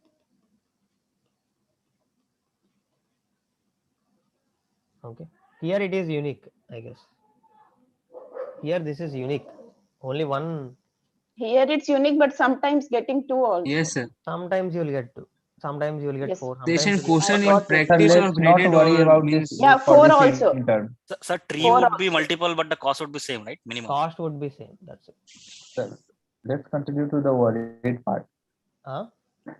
Let's skip this not worried part and continue to the worried part. Okay. Note here is whatever the questions you have seen in the mock, they are direct questions, right? Whatever the mock test you have seen, these direct questions, like we have given you the graph, we asked you the weight of the minimum cost spanning tree, we have given you the graph, we asked you the minimum vertex coloring, kind of things. But in the I think in GA or mock we got 4 for one question MCST. That you will get. That is graded assignment. We have passed yeah, we got 4. We have done n-term mock also. Now let's talk about mock test and what will be the final exam. So in the final exam, some sort of real life scenario we will include, and you have to identify whether it is vertex coloring. We are asking you vertex coloring or minimum cost spanning tree, or which one we are trying to ask you. So you have to identify that one particular thing. And if you identify that, apply the algorithm, you will get the answer. Got it. Sir, excuse me, sir. Sir, I have a very particular doubt in the graphing of DFS. Graphing of DFS? DFS, like if we see the solution of week 10 practice assignment, like in the question number 8, we go back from. Okay, just a minute. Just a minute, I will take that question. First, continue what you was telling. Let's continue what he was telling, and then we can take our doubts at the last. Let me conclude. So, as of now, what I have to discuss, what I thought to discuss, I have discussed it. Also, special mention on graph theory questions. There are 5 to 7 questions in the graph theory. So, more focus you have to keep it on graph theory. Just go back to this important topics in this thing and remember what all the things I said. Sir, And I also want the to ask a calculus part question. also, I have given you the most important topics only. So just, and yeah, as I said in the early of the session also, if you just follow this PDF, just follow this PDF blindly without reading anything, I assure you to get 35 to 40%, minimum of 40% marks. That means out of 100 marks, we are going to pass by following this PDF. If you blindly follow each and every point I said, everything in this PDF, you may not please see that. Please upload the PDF. Yeah, I will upload. You may not see the direct question, One doubt, sir. same values, but it will be like a solve with us type of things. We are not getting direct Sir, I want to ask a question, sir. Yeah. मतलब sir दोनों revision Sir, session देख लो तो पास हो जाएंगे. दोनों revision session देखा तो 60. अरे भैया उसको बता देना please. Let Srikanth finish. He is giving you valuable. Let him finish, yaar. Let him finish, please. Okay. So whatever, if you go through the 2 revision sessions PDFs, I guess 60 to 65% you will get. 60 to 65% blindly. Oh my God. That is going to be all-time highest in math. That is how we can help you. That's it. This PDF or whole what Wiki has taught also? Both PDFs, combining both PDFs blindly. If you only follow this revision PDF. In terms of concept, sir, right? In terms of concept. In terms of concepts, and yeah, as I said also, so you may not see the same value questions, but you will definitely see one thing I can say. हर एक question देख के बाद मैं और विकी याद आएंगे आपको. Values and application would values and application would differ. Yeah, values will be differed, but whatever we discussed, इससे आगे और इससे outside नहीं जाएंगे, इसके अंदर. The concept इसके बाहर का कुछ नहीं आएगा. Are you saying that? बाहर का क्वेश्चन 10 से 15% आएंगे. See, definitely we will keep 10 to 15 or 10 to 20% hard. This will be in every question. We will not give you the 100%. I obeyed what Srikanth is telling in quiz 2. Please listen, friends. Friends, please listen one time. Graph theory. I obeyed Srikanth. Just one second. Let me talk. I obeyed what Srikanth and Vicky is telling, and then quiz 2. I followed their words, what they are telling, and I got 92% in quiz. Oh. This question was difficult, so I didn't solve. So please, please listen what he is trying to say and understand. Okay. Yeah. Now questions. Yeah. Now I am done, and thanks for joining and prepare well. Sir, I want to ask a question, sir. One doubt. Yeah. One doubt. Just want to ask you one doubt. And you can leave. Rest of the people you can leave. Okay. Sir, mock test. Yeah, Sir, one mock by test one, and one by term ka one. 9th question, sir. One Sir, by how one. many questions are there in 20 or 15? 16, 16, 17, okay. not more than 17. Sir, you are not going to give the direct question from graph theory, right? See, that is what I said. In related to graph theory, it will not be direct like a graph de do and we will ask Sir, you. can you give an example of that? Like, See, something. if we wanted to ask you the minimum cost spanning tree, in the graded assignment, you can see there are some connections and we are trying to find the minimum cost kind of thing. So those for vertex things coloring, there fall was some under chemical minimum cost factory spanning problem.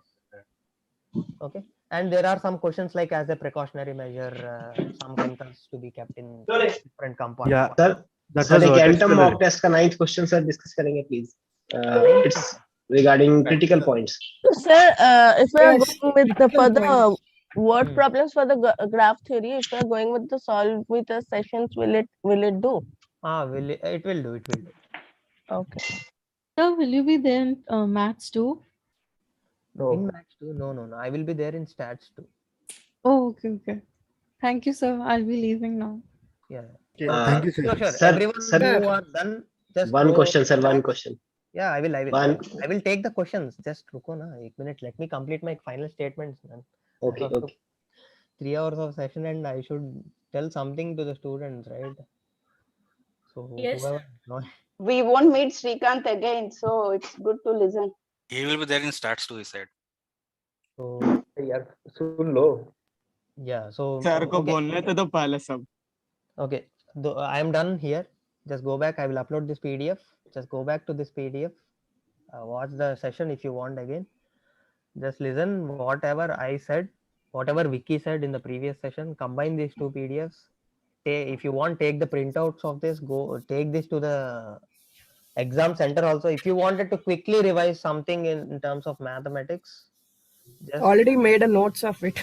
okay. It's fine. So if you made a notes, you can For take the term notes. 1, total 3 notebooks I made for maths. अरे यार Through बोलने दो 3 ना. long 200 pages notebooks, 3 Let him notebooks I speak. made. Please let him finish. Okay. Sir को बोलने तो दो. So yeah, so take this PDF. Sorry. Definitely, I assure you, you will definitely pass in this mathematics course. So whoever joined, you will definitely pass. Whoever watching in the YouTube also later on, whoever following this PDFs, I can assure you, you will definitely pass. That's it. Thank you so much. Srikanth, one second. Srikanth, last question. Yeah. I really want your help in the critical points. I'm not able Yes, to. sir. Yes, sir. Mock test. Please discuss mock test question number 9. Okay, I will take Just the mock one. test questions. Any small questions like Yes, sir. DFS graph. BFS graph. Okay. And Okay. Riemann's also please. Riemann's also please take and. Sir एक doubt था Yes, sir. sir. Riemann also, please. Riemann sum. Mock test, Riemann's, not here. Mock test. Okay, You said na differentiation is enough. Yeah. Sir वो integration और by parts और substitution अगर आपने नहीं पढ़ा है इसमें तो उसको हटा दो ना, मतलब ज्यादा ध्यान नहीं दो ना. See, that is from 10-15%. समझ जाए 10-15%. इंडिकेशन तू छोड़ दे. में भी बोला हूँ इतना अच्छा, बोलने तो के बाद बस समझ जाए इंडिकेशन तू छोड़ दे. हाँ, see, the thing is 80%, 85% me and Vicky discussed. Okay. There will be, I already said, there will be 10 to 15% slightly difficult question, not the complete difficult. Slightly difficult is there. You have to invest your brain, something or kind of thing. You have to bring all the mathematical knowledge you have. Anyway, time also won't be sufficient. Yeah. So if you don't have time, you just try to solve this 85%, 80%. So whatever the topics I covered, if you blindly follow, you will get 60 to 65%. Okay, sir. Okay. Yes, sir. Remaining 15% is like something compound interest and simple interest. That in mock in quiz 2, like you gave. Bank related problem. Sir, can you take the mock test critical? Yeah, let me open that mock test. Yeah. So one particular question is DFS. Hello, sir. BFS में क्या है? See, whatever I discuss in BFS and DFS, just try to come up with this. If a DFS tree or BFS tree is given to you, just if you are able to predict the graph or not. Just make sure if you are able to predict the graph or not. Okay, sir. Are you clear with that? Yes, sir. Can you able to do that? Yes, sir. Yes, sir. The original predict the original graph. That one. Predict the original graph thing. Okay. Here I have taken some 8 vertices. So it will not be that difficult also. Yeah. Okay. So where can we find these two PDFs? Can you please? I will after this session. I will Under the supplementary content. maybe Okay. you will get an announcement. So where the previous PDF uploaded? Supplementary In the content. supplementary, Vicky In the sir same also in the uploaded. same place. In Yeah. the same place. you will get. Okay, thanks. Sir दोनों revision session का PDF upload कर दीजिए. No, Vicky sir already uploaded. Yeah, uploaded. It is there. It's already there. Yes, Vicky sir already uploaded the PDF. Sir ये PDF कहाँ पे दिखती है sir dashboard में? Dashboard में someone said right. It is in supplementary. Supplementary content. Okay. Okay, let me open the mock test.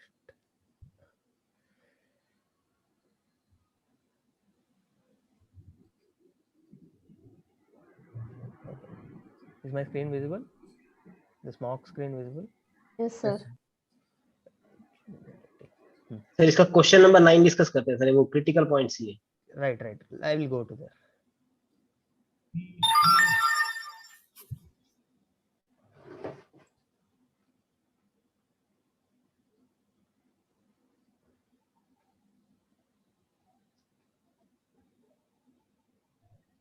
Okay. So इसमें क्या चाहिए? Critical points. Sir global minimum ये सबसे नीचे वाला पॉइंट क्यों नहीं है sir? Global minimum. Why it is not global minimum is because can you find the minimum value of this function? What will be the minimum value of this function? It's an open circle. It's an open circle. It is not the minimum value. See, मैं बोलता हूँ minus 9.99 पे minimum attain करेगा. But लेकिन sir suppose okay. 999 also is a lesser value than minus 9.99. Sir suppose अगर ये dark circle होता sir. Dark circle होता तो then there is a global minimum. Okay. So global minimum may not even exist. May not even exist. Yeah, correct. Okay. See, you take quadratic equation, open upward parabola. Global maxima exist ही नहीं करता उसमें. There is no sir ये global पूरी maxima. Options एक बार discuss कर लेंगे sir, ये important लग रहा है question. See, in this thing, you see global minimum value of the function does not exist. So if I see on the graph itself, if I wanted to find global minima is nothing but value is nothing but where the function. So what is the minimum value that the function attains? Minimum value क्या है इसमें? कुछ बोल सकता हूँ क्या? Minimum value. Right, sir. No, right? No. We cannot actually find the minimum value. Minimum value in the whole interval. On the whole interval, अगर मैं यहाँ minimum बोला तो उसके नीचे एक point होगा. यहाँ minimum बोला तो उसके नीचे और एक point होगा. So there are infinitely number of points here. Okay. Sir, interval में तो बोल सकते हैं ना. Sir, at that point we cannot have, but the next one green color, so that we can say minimum. No. We cannot say that because in that graph itself, local minimum. If this is the minimum value you are saying global minimum, that means you are saying that function attains the minimum value minus 6. So the value of the function cannot go below minus 6. But it is going. But वहाँ पे तो नीचे जा रही है ना. नीचे जा रही है ना. There are values which are less than minus 6 also. There are. But वो unique value नहीं है. You mean to say this? There is no particular fixed value, fixed minimum value. We know that there are values less than minus 6, but we cannot find it exactly. Exactly. Unique value नहीं आ रही ना. Unique. There will be 2 points. There will not be 1 point, which will be the. There will not be 2 points also. There. See, you Infinite. cannot actually find the minimum value. Exactly. अगर मैं मानता हूँ ये -8 है, -8 or something. This point is -8. Let's say -8. What is the next number to -8? Next real number to -8? -9. -9. Real number. Next or greater. What is the -7? Real number Greater than -8. -7. -7. What happens to -7.5? Sir, there are infinitely -7.99999. No, that's what I meant to say. When you draw a line at horizontal line at minus the least number above least number above -8, you will have maybe 2 points, not 1 point. No, there is no point at all. That is what I am saying. You cannot actually find the point. No, So no, what is I think I got your point. Okay. yeah, yeah. See, what is the next greater real number to -8? Is it -7.99? No, no, Or there No, can we be cannot many. say. We can Yes, find we always cannot say. always another number. yeah, you cannot say. You cannot say. Whenever we cannot say, that means we cannot actually find the particular global minimum point. That means we are Yes, yes. right. So that is global minimum value does not exist at all. Yeah, by definition, it should be a single point, which is not the case here. Sir, could you Can please we share say this file? global minimum at x equal to 10? -10, is it? Yeah, -10. Yeah, can we say? -10, the function is not defined. How can the function will have value at that point? Okay. See, we hadn't defined Yes, it all. yes. We removed that point and we defined the function. Okay, The function understood. itself is not defined. How can that be global minimum point? Yes, yes, understood. Okay. Sir, critical points are on the same question. Yes. Okay, critical points. Let's say the critical points here. See, whenever we ask you, yeah, this particular thing, we ask you critical points in the restricted domain of -5 to 9. Correct? Not the whole domain. We ask Yes, you in the sir. restricted domain of -5 to 9. See, when -5 to 9 is the interval from -5 to 9 here. So see, critical points are nothing but where f dash of x is 0, as well as where f is not differentiable. F is not? Differentiable. See here, f dash of x is 0. So there is a turning point. Here also there is a turning point. So these two are critical points. Here there is a turning point. Here there is a turning point. Here there is a turning point. Here there is a turning point. Turning point or the sharp curve. Okay. Yes. So 1, 2, 3. There are only 4 things. But Critical this is very point, sharp saddle turning point. Yeah, listen, Shilpa. Critical point, saddle point, breakages, and non-differentiable sharp corners. These 4 things you need to note sir ये down. Saddle points क्या होते हैं? Saddle points inflection are, point. at that point f dash of x is 0, but it is not a turning point. अच्छा, तो वो भी critical points होंगे कि नहीं होंगे? That is also critical point. See, critical point sir is point of inflection इसी को ना बोला जाता है. point of inflection. Hello, sir. Can you just explain this part, this breakage thing? See, this I mean, breakage regarding this critical points. okay. Exactly. Yeah. See, if there is a breakage, means limit does not exist at this point. It is not continuous. It is not differentiable. Yeah. Then it is not a critical point. Then it is a critical point. If it is not differentiable points are critical points. Yeah. Okay. Either f dash of x is 0, that means it is differentiable and it is taking the value 0. Either it should be like that, or the points which are not differentiable. Sir अगर वो turning points भी और differentiable भी होगा तो मतलब वो नहीं होगा ना?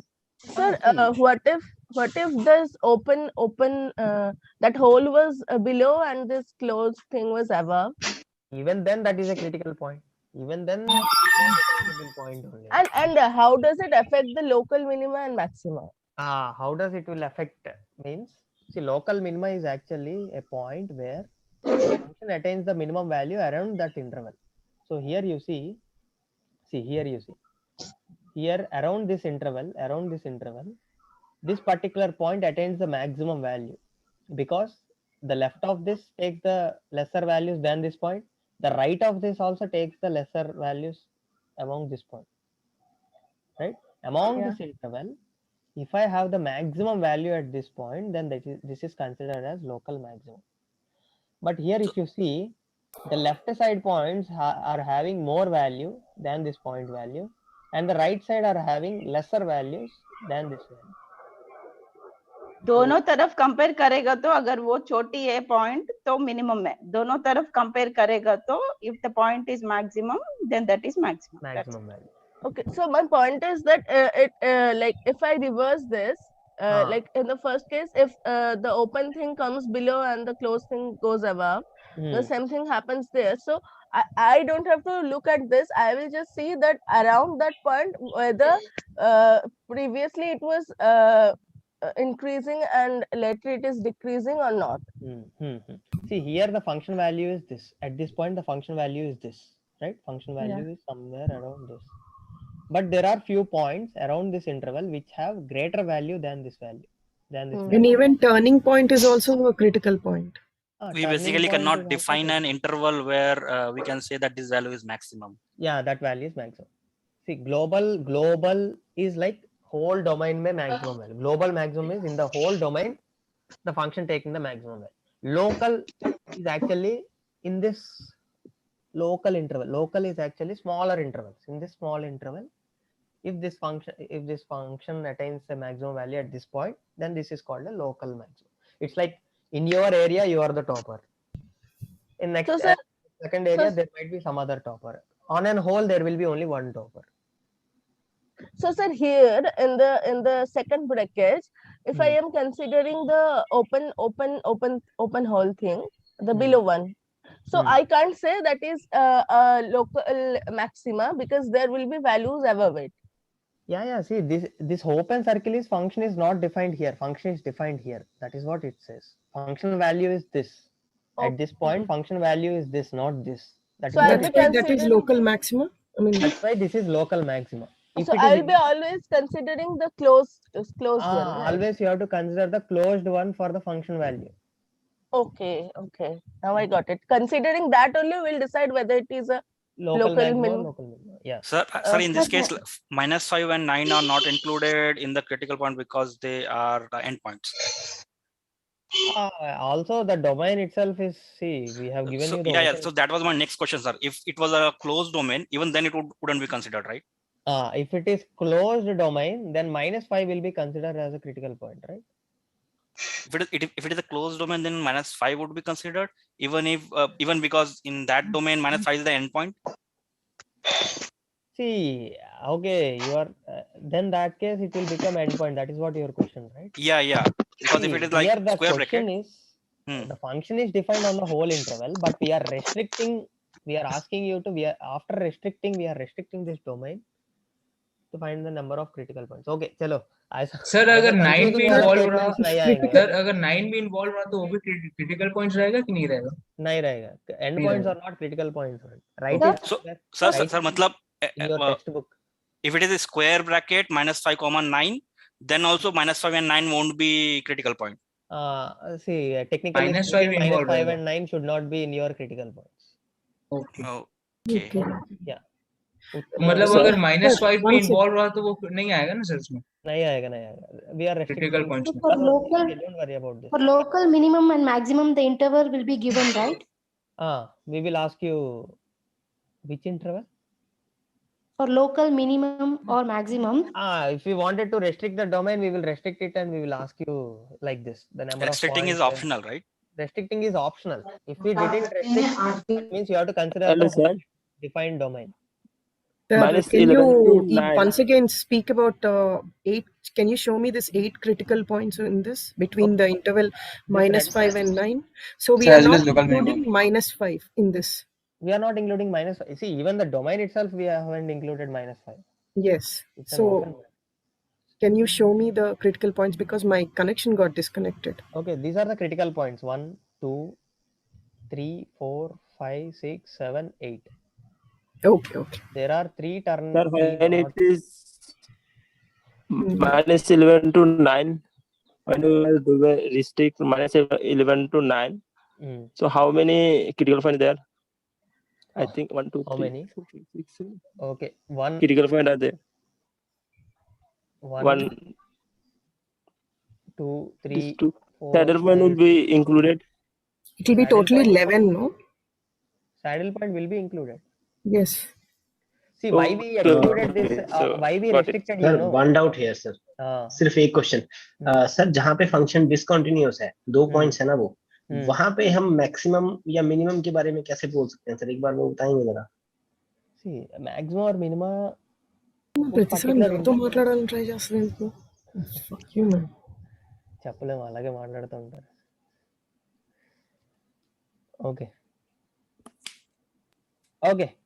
So I wanted to leave the session now. I will catch up on this remaining material. I'll watch it online. But I wanted to say something because it's the last session. Okay. So even in the last revision session, I told Vicky sir that, without your and his support and guidance, these entire 3 months that we were, studying maths would have been really difficult. You made it really easy, understanding the concepts, putting in so much effort. So I really wanted to thank you for that. Oh, thanks. And I wanted to say a little more. I caught up most of the sessions later on YouTube, and I saw this, somewhere in between you started with these PDF files, and the effort that you've put in, to make this is commendable. The language that is used, the concept, the sequence of the concepts that are followed, it reflects that, you have put in a lot of thought while making this, so that, students can understand it very easily. So I really wanted to thank you, and we always come up and share our problems with you. So I just thought it is also important for us to share if you like something with the efforts that you're putting in. So I really wanted to take this opportunity. It's the last session. I don't know if I'll get to see you again. So really wanted to thank you for that. Thanks a lot. Thank you so much, sir. Great compliment. And yeah. And sir, this is a handwritten thing. So I'm old school at heart. So I really, connect very well with the handwritten. It takes effort again, yeah. So thank you so much, sir. Sir. And all the best. Thank you so much. Bye. Thank you. Bye. Thank you so much, sir. Yeah, thanks. I wanted to say the same. +1. Yeah. Thank you. Thanks a lot. Sir, See, same even for you will me. feel much more happier when you get Same for VR, decent sir. course. Okay. I just wish Yes, you sir, were in same for. maths too.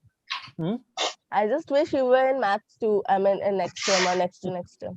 Okay.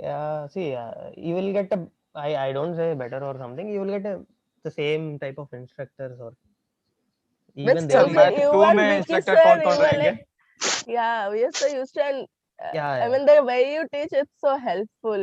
So. Okay. Maybe the name might change, but we will meet it in statistics too. Hopefully you will also be there in stats Sir, can we discuss, next sir? term. Yeah. I will be there in stats too in the next term. Even in this term Sir. also I was there. In the next term also I will be there. Okay.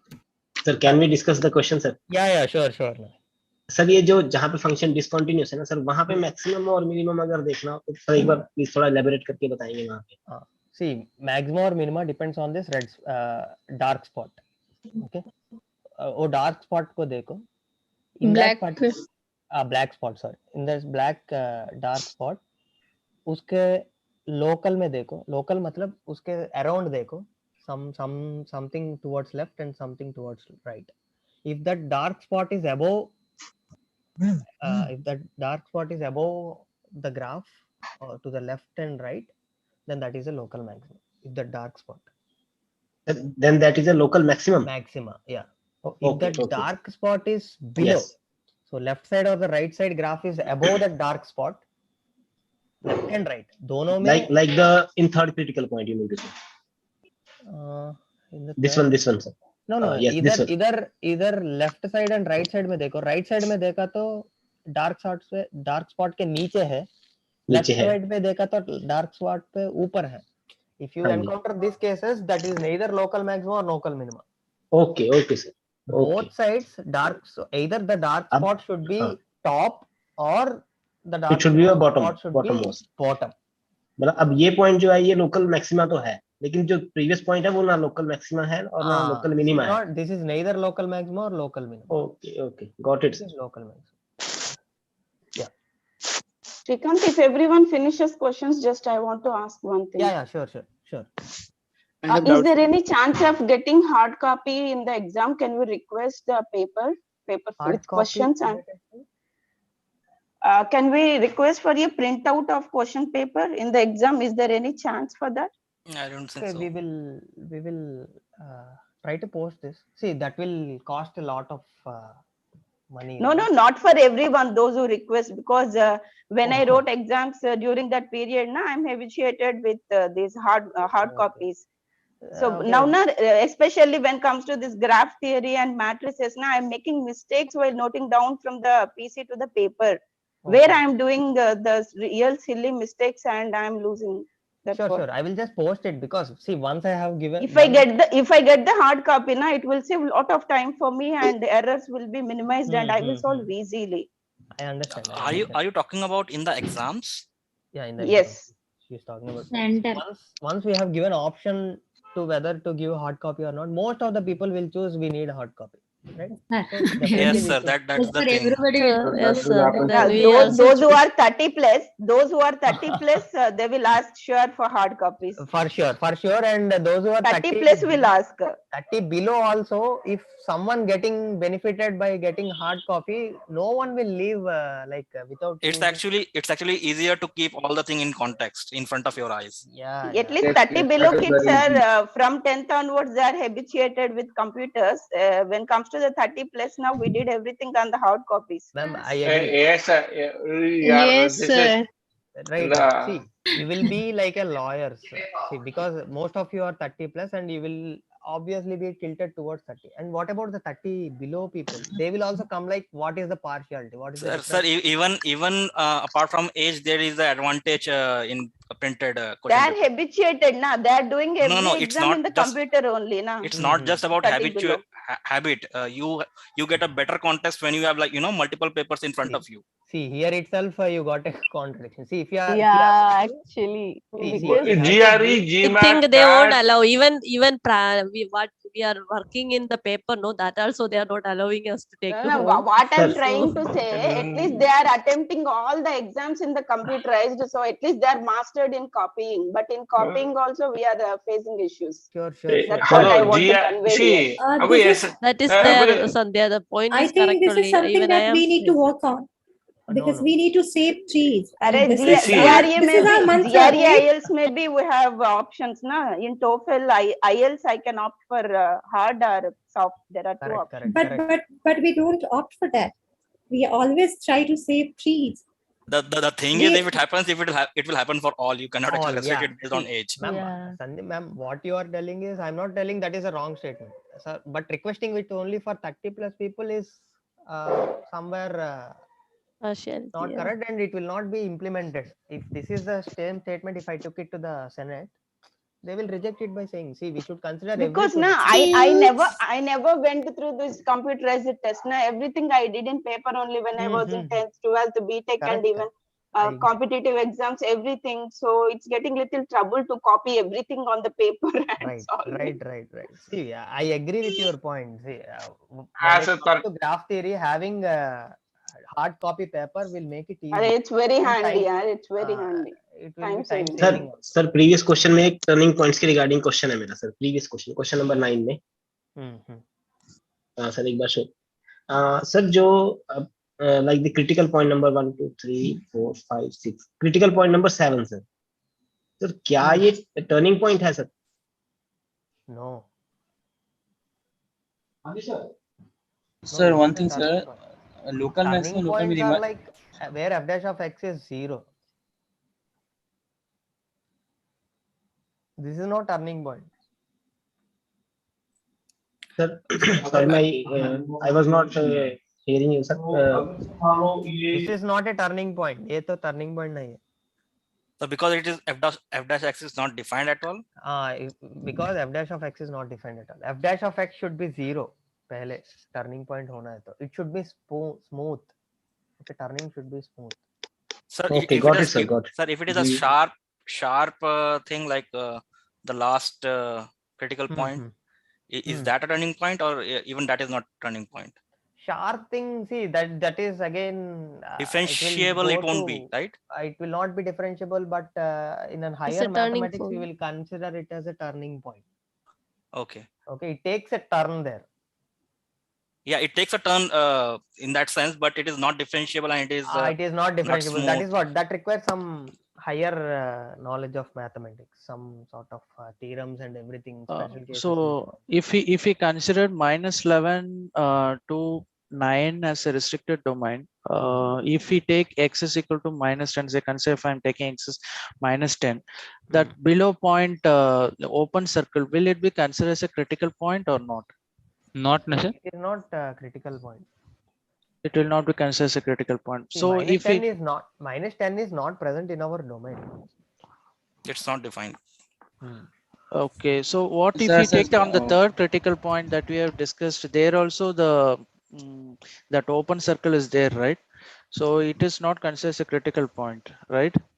So Not we are just bypassing and getting into that dark point. So that's how we have to understand. White Okay. circle and dark circle both are same. Both are Okay. denoting this particular x value. But this value of this function is this, not this. That is the denotion.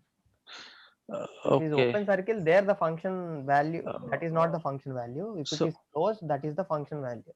So if the that is the case, if just it considers that open circle slightly onto the left side and the dark point is on the slightly on the right side, so will it be considered two separate critical point, or it's not at all a critical point? Just left side, lightly left side is getting deviated. Say the point. No, those kind of things. Don't worry. Those are disconnected domains. Yeah, that's all. So those. Domain breakage. There will be a domain breakage in between. Okay, so those things will not be considered. No. Okay. See, even we thought of this thing only many times to give, whether to give or not. Point breakage. That is actually a region breakage. Yes. Okay, if that is the case. Sir, can you please explain, sir, how to calculate local maximum, local minimum in a increasing, decreasing way just previously you have explained? Can you just see? I repeated this 4 or 5 times. Can you just open YouTube session and just go back? Okay, sir. Which video, sir? This video itself. This video itself. Okay, sir. Hello, sir. Yeah. I have doubt in quiz to question 1. Okay. Quiz 2, you will get the solution today. Okay. Sir, Yes, I got it, but Sir, what's the maximum? Riemann sums. Can you do this sum, please? Which one? Riemann sums. This 10. See this Yeah, Riemann please, sum. can you explain this one? See, this is as n is tending to infinite. That is just the value of that integral. So if your Riemann sum is tending to infinite, if your intervals are becoming infinite, it actually gives you the exact value of the area under the curve. So exact value of area under the curve is integral 0 to 2 f of x dx. Okay, this question we have given you just to check the knowledge of what logical knowledge of yours. Are you blindly, when we say are you blindly following, whenever we said Riemann sums, are you blindly following to compute the Riemann, or do you actually understand the intention of Riemann sums, limiting of Riemann sums?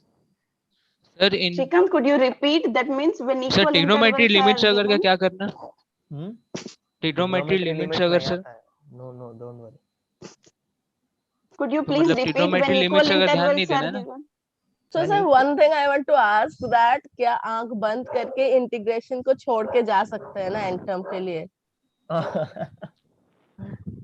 या फिर थोड़ा बहुत करके जाए, क्योंकि हाँ sir, trigonometry limits का भी बता दो, छोड़ के जा वहाँ पे सकते भी हो ना? बहुत सारे फॉर्मूलाज हैं, तो अगर मतलब trigonometry not there in our syllabus. No, what was asking कि मतलब पूरा ही छोटे नहीं या फिर थोड़ा देख के जाना है, क्योंकि कहीं पे लग सकता है, ऐसा है। इंटीग्रेशन के बारे में पूछ रही हूँ। Sometimes you should also get an sir answer. आपने 60 to 65% बता ही दिया है, तो 30% सर बता दीजिए कौन सा टॉपिक से आएगा, ये बता दीजिए, बाकी हम तैयार कर नहीं भाई, थोड़ा सा मेहनत अपन भी कर लेते। Is Shrikant here? Yes. Doubt. Yeah. Yes, Shrikant, just can you clear me this Riemann sum? That means when equal intervals are given, can I go for integral? Not equal. When we say you limit the Riemann sums to infinite, that means if your n is tending to infinite, if your rectangle size is becoming less and less, then you can actually integrate. Okay, fine. Okay. Hello, sir. Can you go through quiz 2 question paper? I have doubt in the paper, sequence. Okay. Sir, can you can you explain sir मैं how week to 8 solve में वो last के sequence L of hospital rule वाले questions नहीं ध्यान दो चलेगा? हाँ वीक 8 में लास्ट के एल हॉस्पिटल रूल्स वाले हार्ड हाँ क्वेश्चंस को चलेगा। छोड़ दो ना? ठीक है सर। और पूछो पहला क्वेश्चन क्या है? नहीं सर इसी में ज्यादा प्रॉब्लम हो रही थी। नॉर्मली वीक 7 और वीक 8 में ज्यादा प्रॉब्लम हो Okay, रही okay. थी। I have given you limits अगर में more than I should उसी के चक्कर में discuss with you. More than. See, इतना डिस्कस किया What's the maximum mark we can get? सारा का रिजल्ट्स देखता हूँ, you know, एंडम में मैं सब कुछ ईच एंड एवरी स्टूडेंट का मैं रिजल्ट देखता हूँ कि इसका कितना आया है। And I will definitely come back, arrange a session, and I will definitely invite you everyone in that session. अगर क्योंकि वीक 7 वीक 8 और वीक 9 बहुत ज्यादा हार्ड करते हैं सर करके ज्यादा। that is why I have given you important topics to be read in that calculus. उतना 3-4 ही दिया था मैंने, उससे ज्यादा नहीं दिया हूँ। Whatever the contents you should go through मैंने दे दिया। और क्या चाहिए? बस सर स्लाइड अपलोड कर दीजिए बस। हाँ स्लाइड्स अपलोड करता हूँ। Sir, what's the maximum mark you can get, sir, by going through revision 1 and revision 2 video? Oh, अरे सर वो वीक 5 और वीक 6 में जो पहले वाले रिवीजन सेशन में सर ने जो करवाया वही करना है ना, बाकी कुछ ध्यान नहीं देना ना। बाकी कुछ ध्यान नहीं देना, I don't say. कुछ तो कुछ ध्यान देना है। If you blindly follow, you will get 60 to 65%. 60%. Okay. Hello sir. Can you give the hint of quiz to question paper come in sequence? I cannot got answers. उसको मत see, that is the difficult question I just wanted to give. That's it. इस बार limits में नहीं graph theory में difficult question है and sir polynomials में difficult question. Sir graph theory और solve दो है क्या? सर ग्राफ थ्योरी और कौन सा? Compound interest and simple interest more than 15%। Sir graph theory में डिफिकल्ट क्वेश्चन और कहाँ पे? अरे डिफिकल्ट मतलब डिफिकल्ट नहीं, whatever I discuss it will not be direct, that's it. No, but you said like there is a difficult question in graph theory and another thing you said. Another thing आप 16 question बता ही दीजिए sir, आप 16 question बता ही दीजिए। वही तो slowly मैं बीच में बोल देता हूँ। से बोले हैं सर, पॉलिनोमियल से बोले हैं, दोनों से कठिन है। Polynomial and limits से। No, not limits, not from calculus. There will not be any difficult questions from calculus. Okay, whatever I discuss, just focus. You will. Yeah, okay, sir. Okay. Sir, in the quiz, one question come in simple interest and compound interest. How to solve? Yes, sir. It's a simple ज़्यादा नहीं interest. बात कर सकता हूँ। The simple interest and compound interest, that is not my part. Week 7 to 11 में पूछो बस। I don't want to take. See, sometimes when I in flow बोल देता हूँ, I don't even remember. Don't make me do that. But I am happy that integrals are not much focused. Yes, sir. Even I am also happy. Maths 2 is there. Sir, can you Maths 2 is there. Hello sir, in the 2 we saw one question got wrong. Question is wrong. That is come in differential continuous questions. So that type question. इस बार इसीलिए Okay. Sir एक DFS का एक concept थोड़ा clear करेंगे। DFS and BFS में एक ही बोलता हूँ। Whatever I said, are you clear about that? How do you? No sir, actually I could not hear you out that time. एक क्वेश्चन है मॉक टेस्ट में ना BFS का ऊपर एक वो सॉल्व करेगा तो सॉल्यूशन में भी डिस्कस किया था, मॉक टेस्ट में सॉल्यूशन भी दिया था अच्छा से। नहीं sir, solution actually even I also have seen that. But can you please explain the way you explain on? I can remember easily rather than. I know. See that easy way. Just go back to this YouTube session. Na? See, if I start again, it will take more than 10 or 15 minutes. Guys, he is there from 7:30. He needs to have his breakfast also, right? 7:30 से एक ही tone में. Maybe starving. Sir quiz 2 का upload नहीं हुआ है अभी तक slide. आज स्लाइड्स नहीं, सॉल्यूशन अभी आज। ओह सॉरी, सॉल्यूशन नहीं अपलोड हुआ है। आज अपलोड हो जाएगा। ओके। एक्चुअली मेरे को उसमें एक प्रॉब्लम था सर, क्वेश्चन नहीं आ रहा था मेरे को। Okay just go to happy birthday. Go was that solution. बढ़िया हूँ, ठीक हूँ। हाँ, happy birthday. Thank you. Happy birthday sir. Oh, happy birthday, Happy sir. birthday, Happy sir. birthday to you, sir. Happy birthday to you. On your आपको birthday, party sir, हो जाएगी you, भैया। you really took a lot of time out of your birthday, sir. Yeah. हाँ, तो birthday मनाओ। April fool मना रहे। It's not my Today April 1st, sir. not my birthday. Someone said happy birthday. That is why I said that. Yes sir। Yes sir, April Fool। Okay, happy चलो, fool sir. it's already yeah high time. I don't want to waste your time. Sir कोई sir दिन है। Topic बता दीजिए sir link ID बता देना sir. Thank you so much sir. जो last के 30% आएंगे टॉपिक तो बता दीजिए सर। Topics तो बोल दिया मैं। See, this week will not 1 to go. week 12। See, that will not go beyond what we discussed. That will be inside what we discussed, but it will be slightly difficult. थोड़ा सा क्या सोचना पड़ेगा। घुमा फिरा के। That is like घुमा sequence फिरा of के, correct. question come in quiz 2. That is like a sequence of question come in sequence the question quiz in 2. the quiz 2.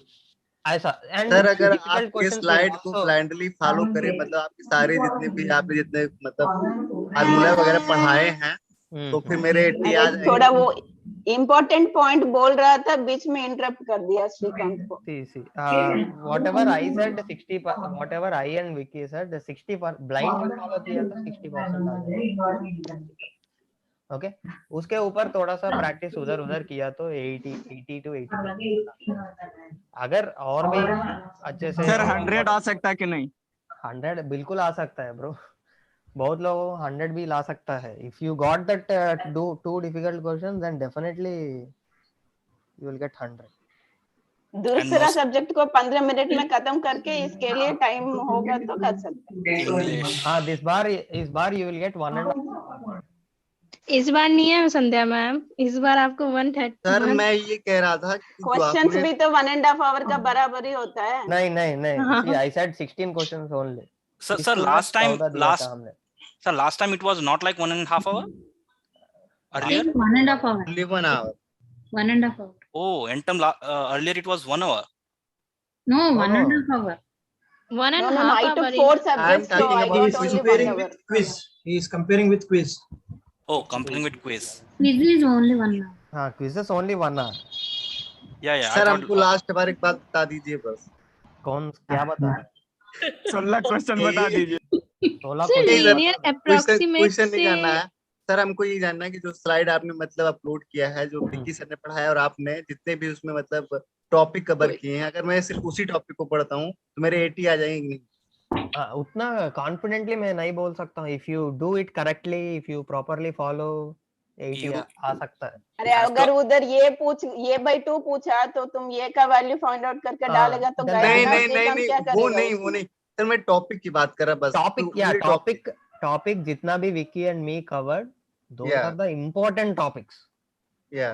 Mostly एक या दो एरर हो सकता है। I don't remember the whole question paper, right?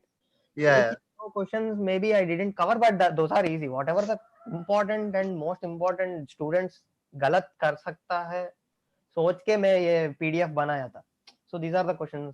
Actually, I have seen the question paper also. I know what it's really helpful, Srikanth, because maths is a huge subject. How much practice we do now when we look at the new type of question, na, it will suck the whole time. It's really helpful. See, that is why you guys are helping us. That is why we are trying to give you some idea of how the question paper looks like. Yes, otherwise it's very difficult.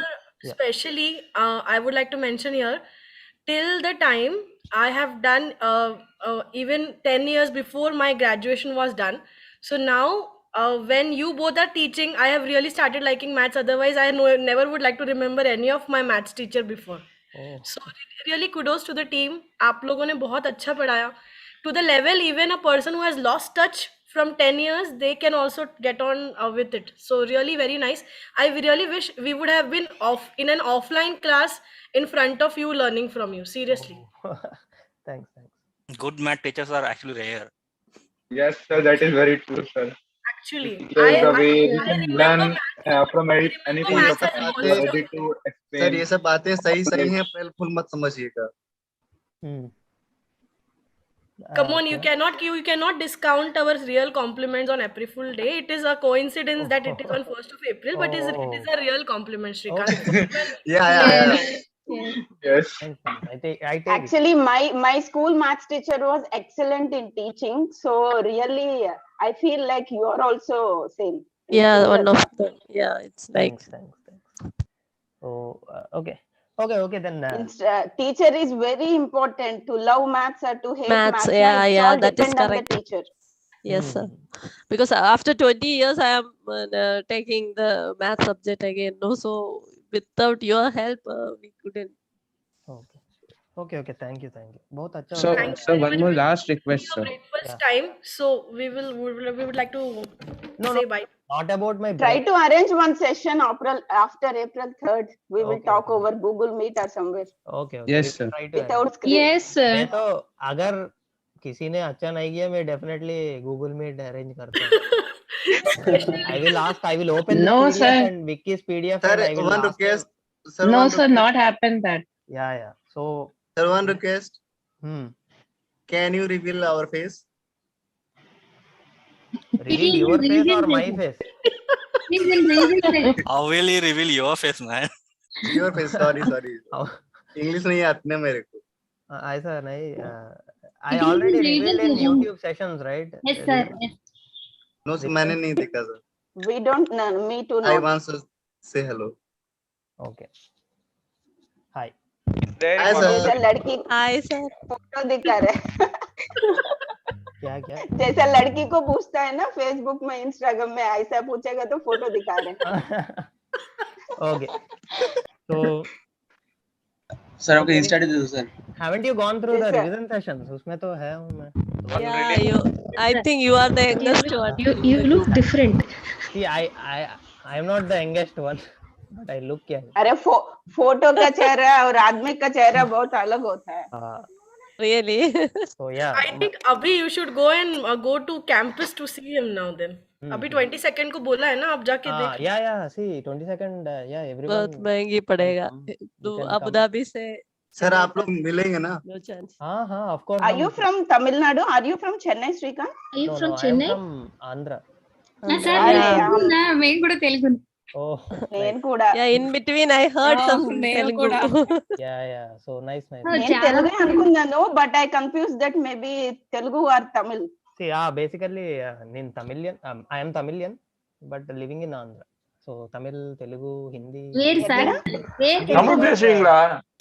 Tamil பேசுவீங்களா ஸ்ரீகாந்த்? பேசுவீங்களா? தாராளமா. Okay. Now we will need captions. So yeah. See, the thing is, I have studied in NIT Raipur. My BTech was. I have done my BTech in NIT Raipur. So उसमें इसलिए हिंदी भी थोड़ा manage कर. हिंदी तो आंध्र से बाहर निकलेगा तो सबको आ जाता है ना, साउथ से निकलेगा तो आ जाता है. मैं ट्रांसलेशन बस मैंने उनसे पूछा था कि आपको तमिल आती है, तमिल में बात कर सकते हो. उन्होंने कहा हाँ बिल्कुल पक्का बात करूंगा. यही है. Yeah. Okay. So yeah, see, if you have time, please visit on April 22nd. We will all catch up on that particular day. 22nd May, no, not April, no. April also they are arranging something. May 22nd is the biggest event. Sir, so उस time तो first quiz होता, right? At that time, around that time, there will be usually the quiz one for. No, June 3rd or something. First quiz. Oh, that's June 2nd, sir. June 2nd, huh? Sir, is that timetable published somewhere? Because I was actually not planning vacations. No, not yet. This is not published. Yeah, I was actually not planning vacations because of there will be first quiz in one of the Sundays of. No. 20 days gap in between after end term to the next term, no? After end term? After gap. We are having 3 weeks gap, no? Yeah, 3 weeks gap, right? April 3rd exam and May 1st, April 28th or such you will get. April 28th the content would May starting okay na. So if April 28th the content comes out, then around April 2nd or 29, May 22nd or May 29 there will be first quiz, right? After 4 weeks. See, I know the schedule and I am telling you, June के बाद जो भी first Sunday आता है, that will be the first quiz. Okay, fifth. Sir, I think Shrikant, just I want to confirm one thing. Is Maths 2 is prerequisite to Stats 2? No. No. No, Max 1. Okay. Stats 1 is prerequisite to Stats 2. Dependency trees. Yeah. Sir, మీరు stats 1 కూడా వచ్చారు కదా last time No. లేదు. Last time కాదు next time. Last term Ram. He's Ram. Ram is a Telugu guy, Andhra guy. Andhra. Telugu. Ram used to be there in stats lo unna. Guntur sir వాళ్ళు. Guntur. Sir math 2 में कौन instruct करा सकते हैं? Maths 2 में कौन instruct करा सकते हैं? Max 2 Shubhashish. It doesn't matter. Whoever is there. Yeah.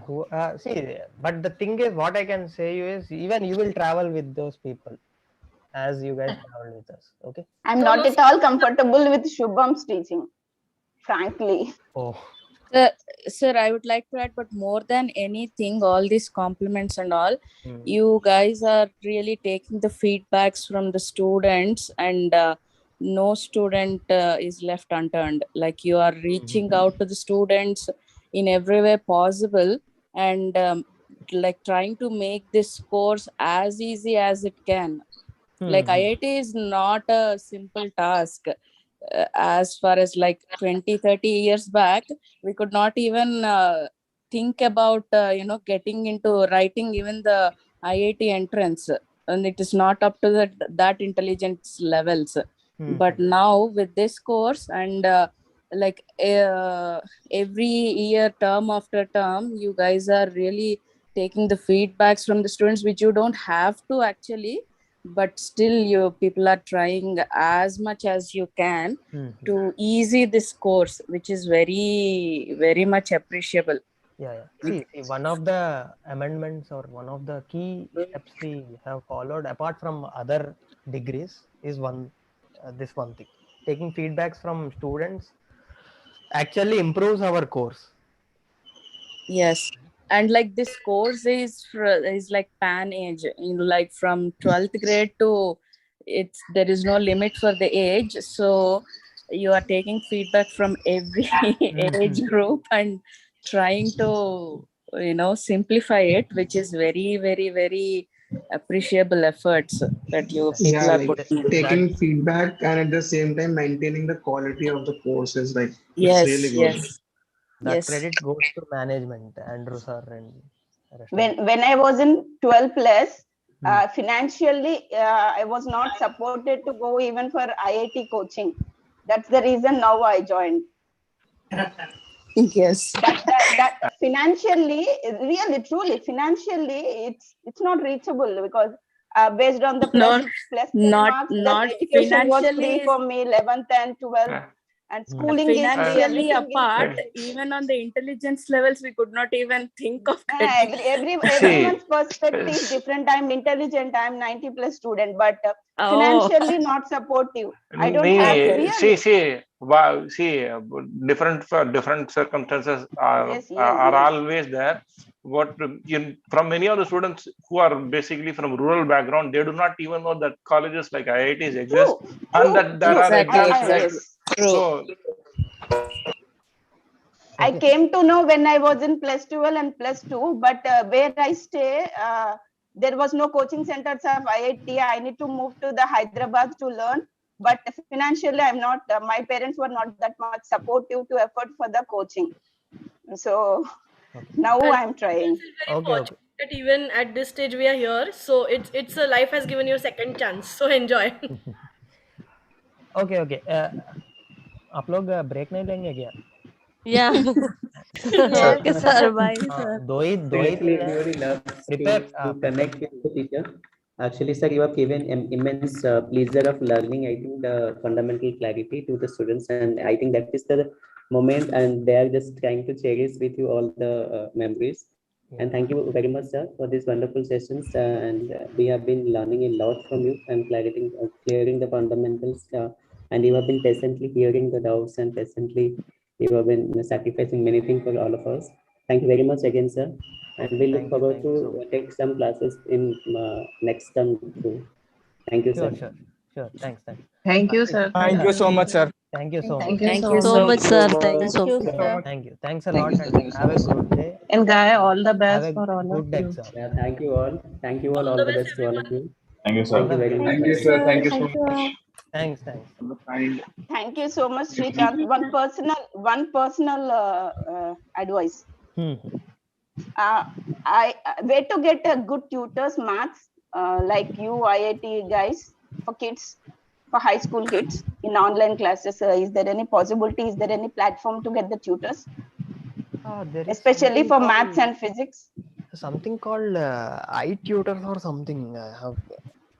It's there. Yeah. See, there are many online tutoring.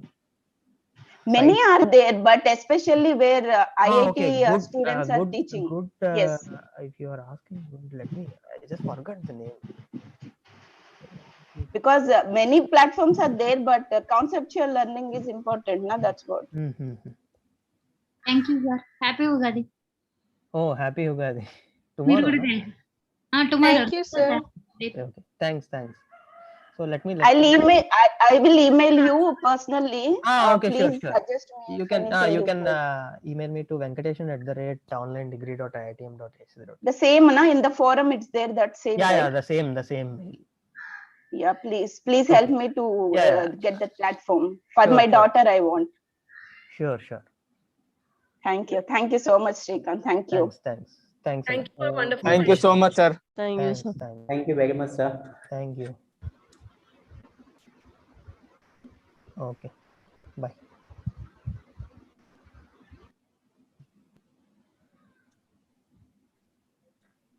Host, you can end the session.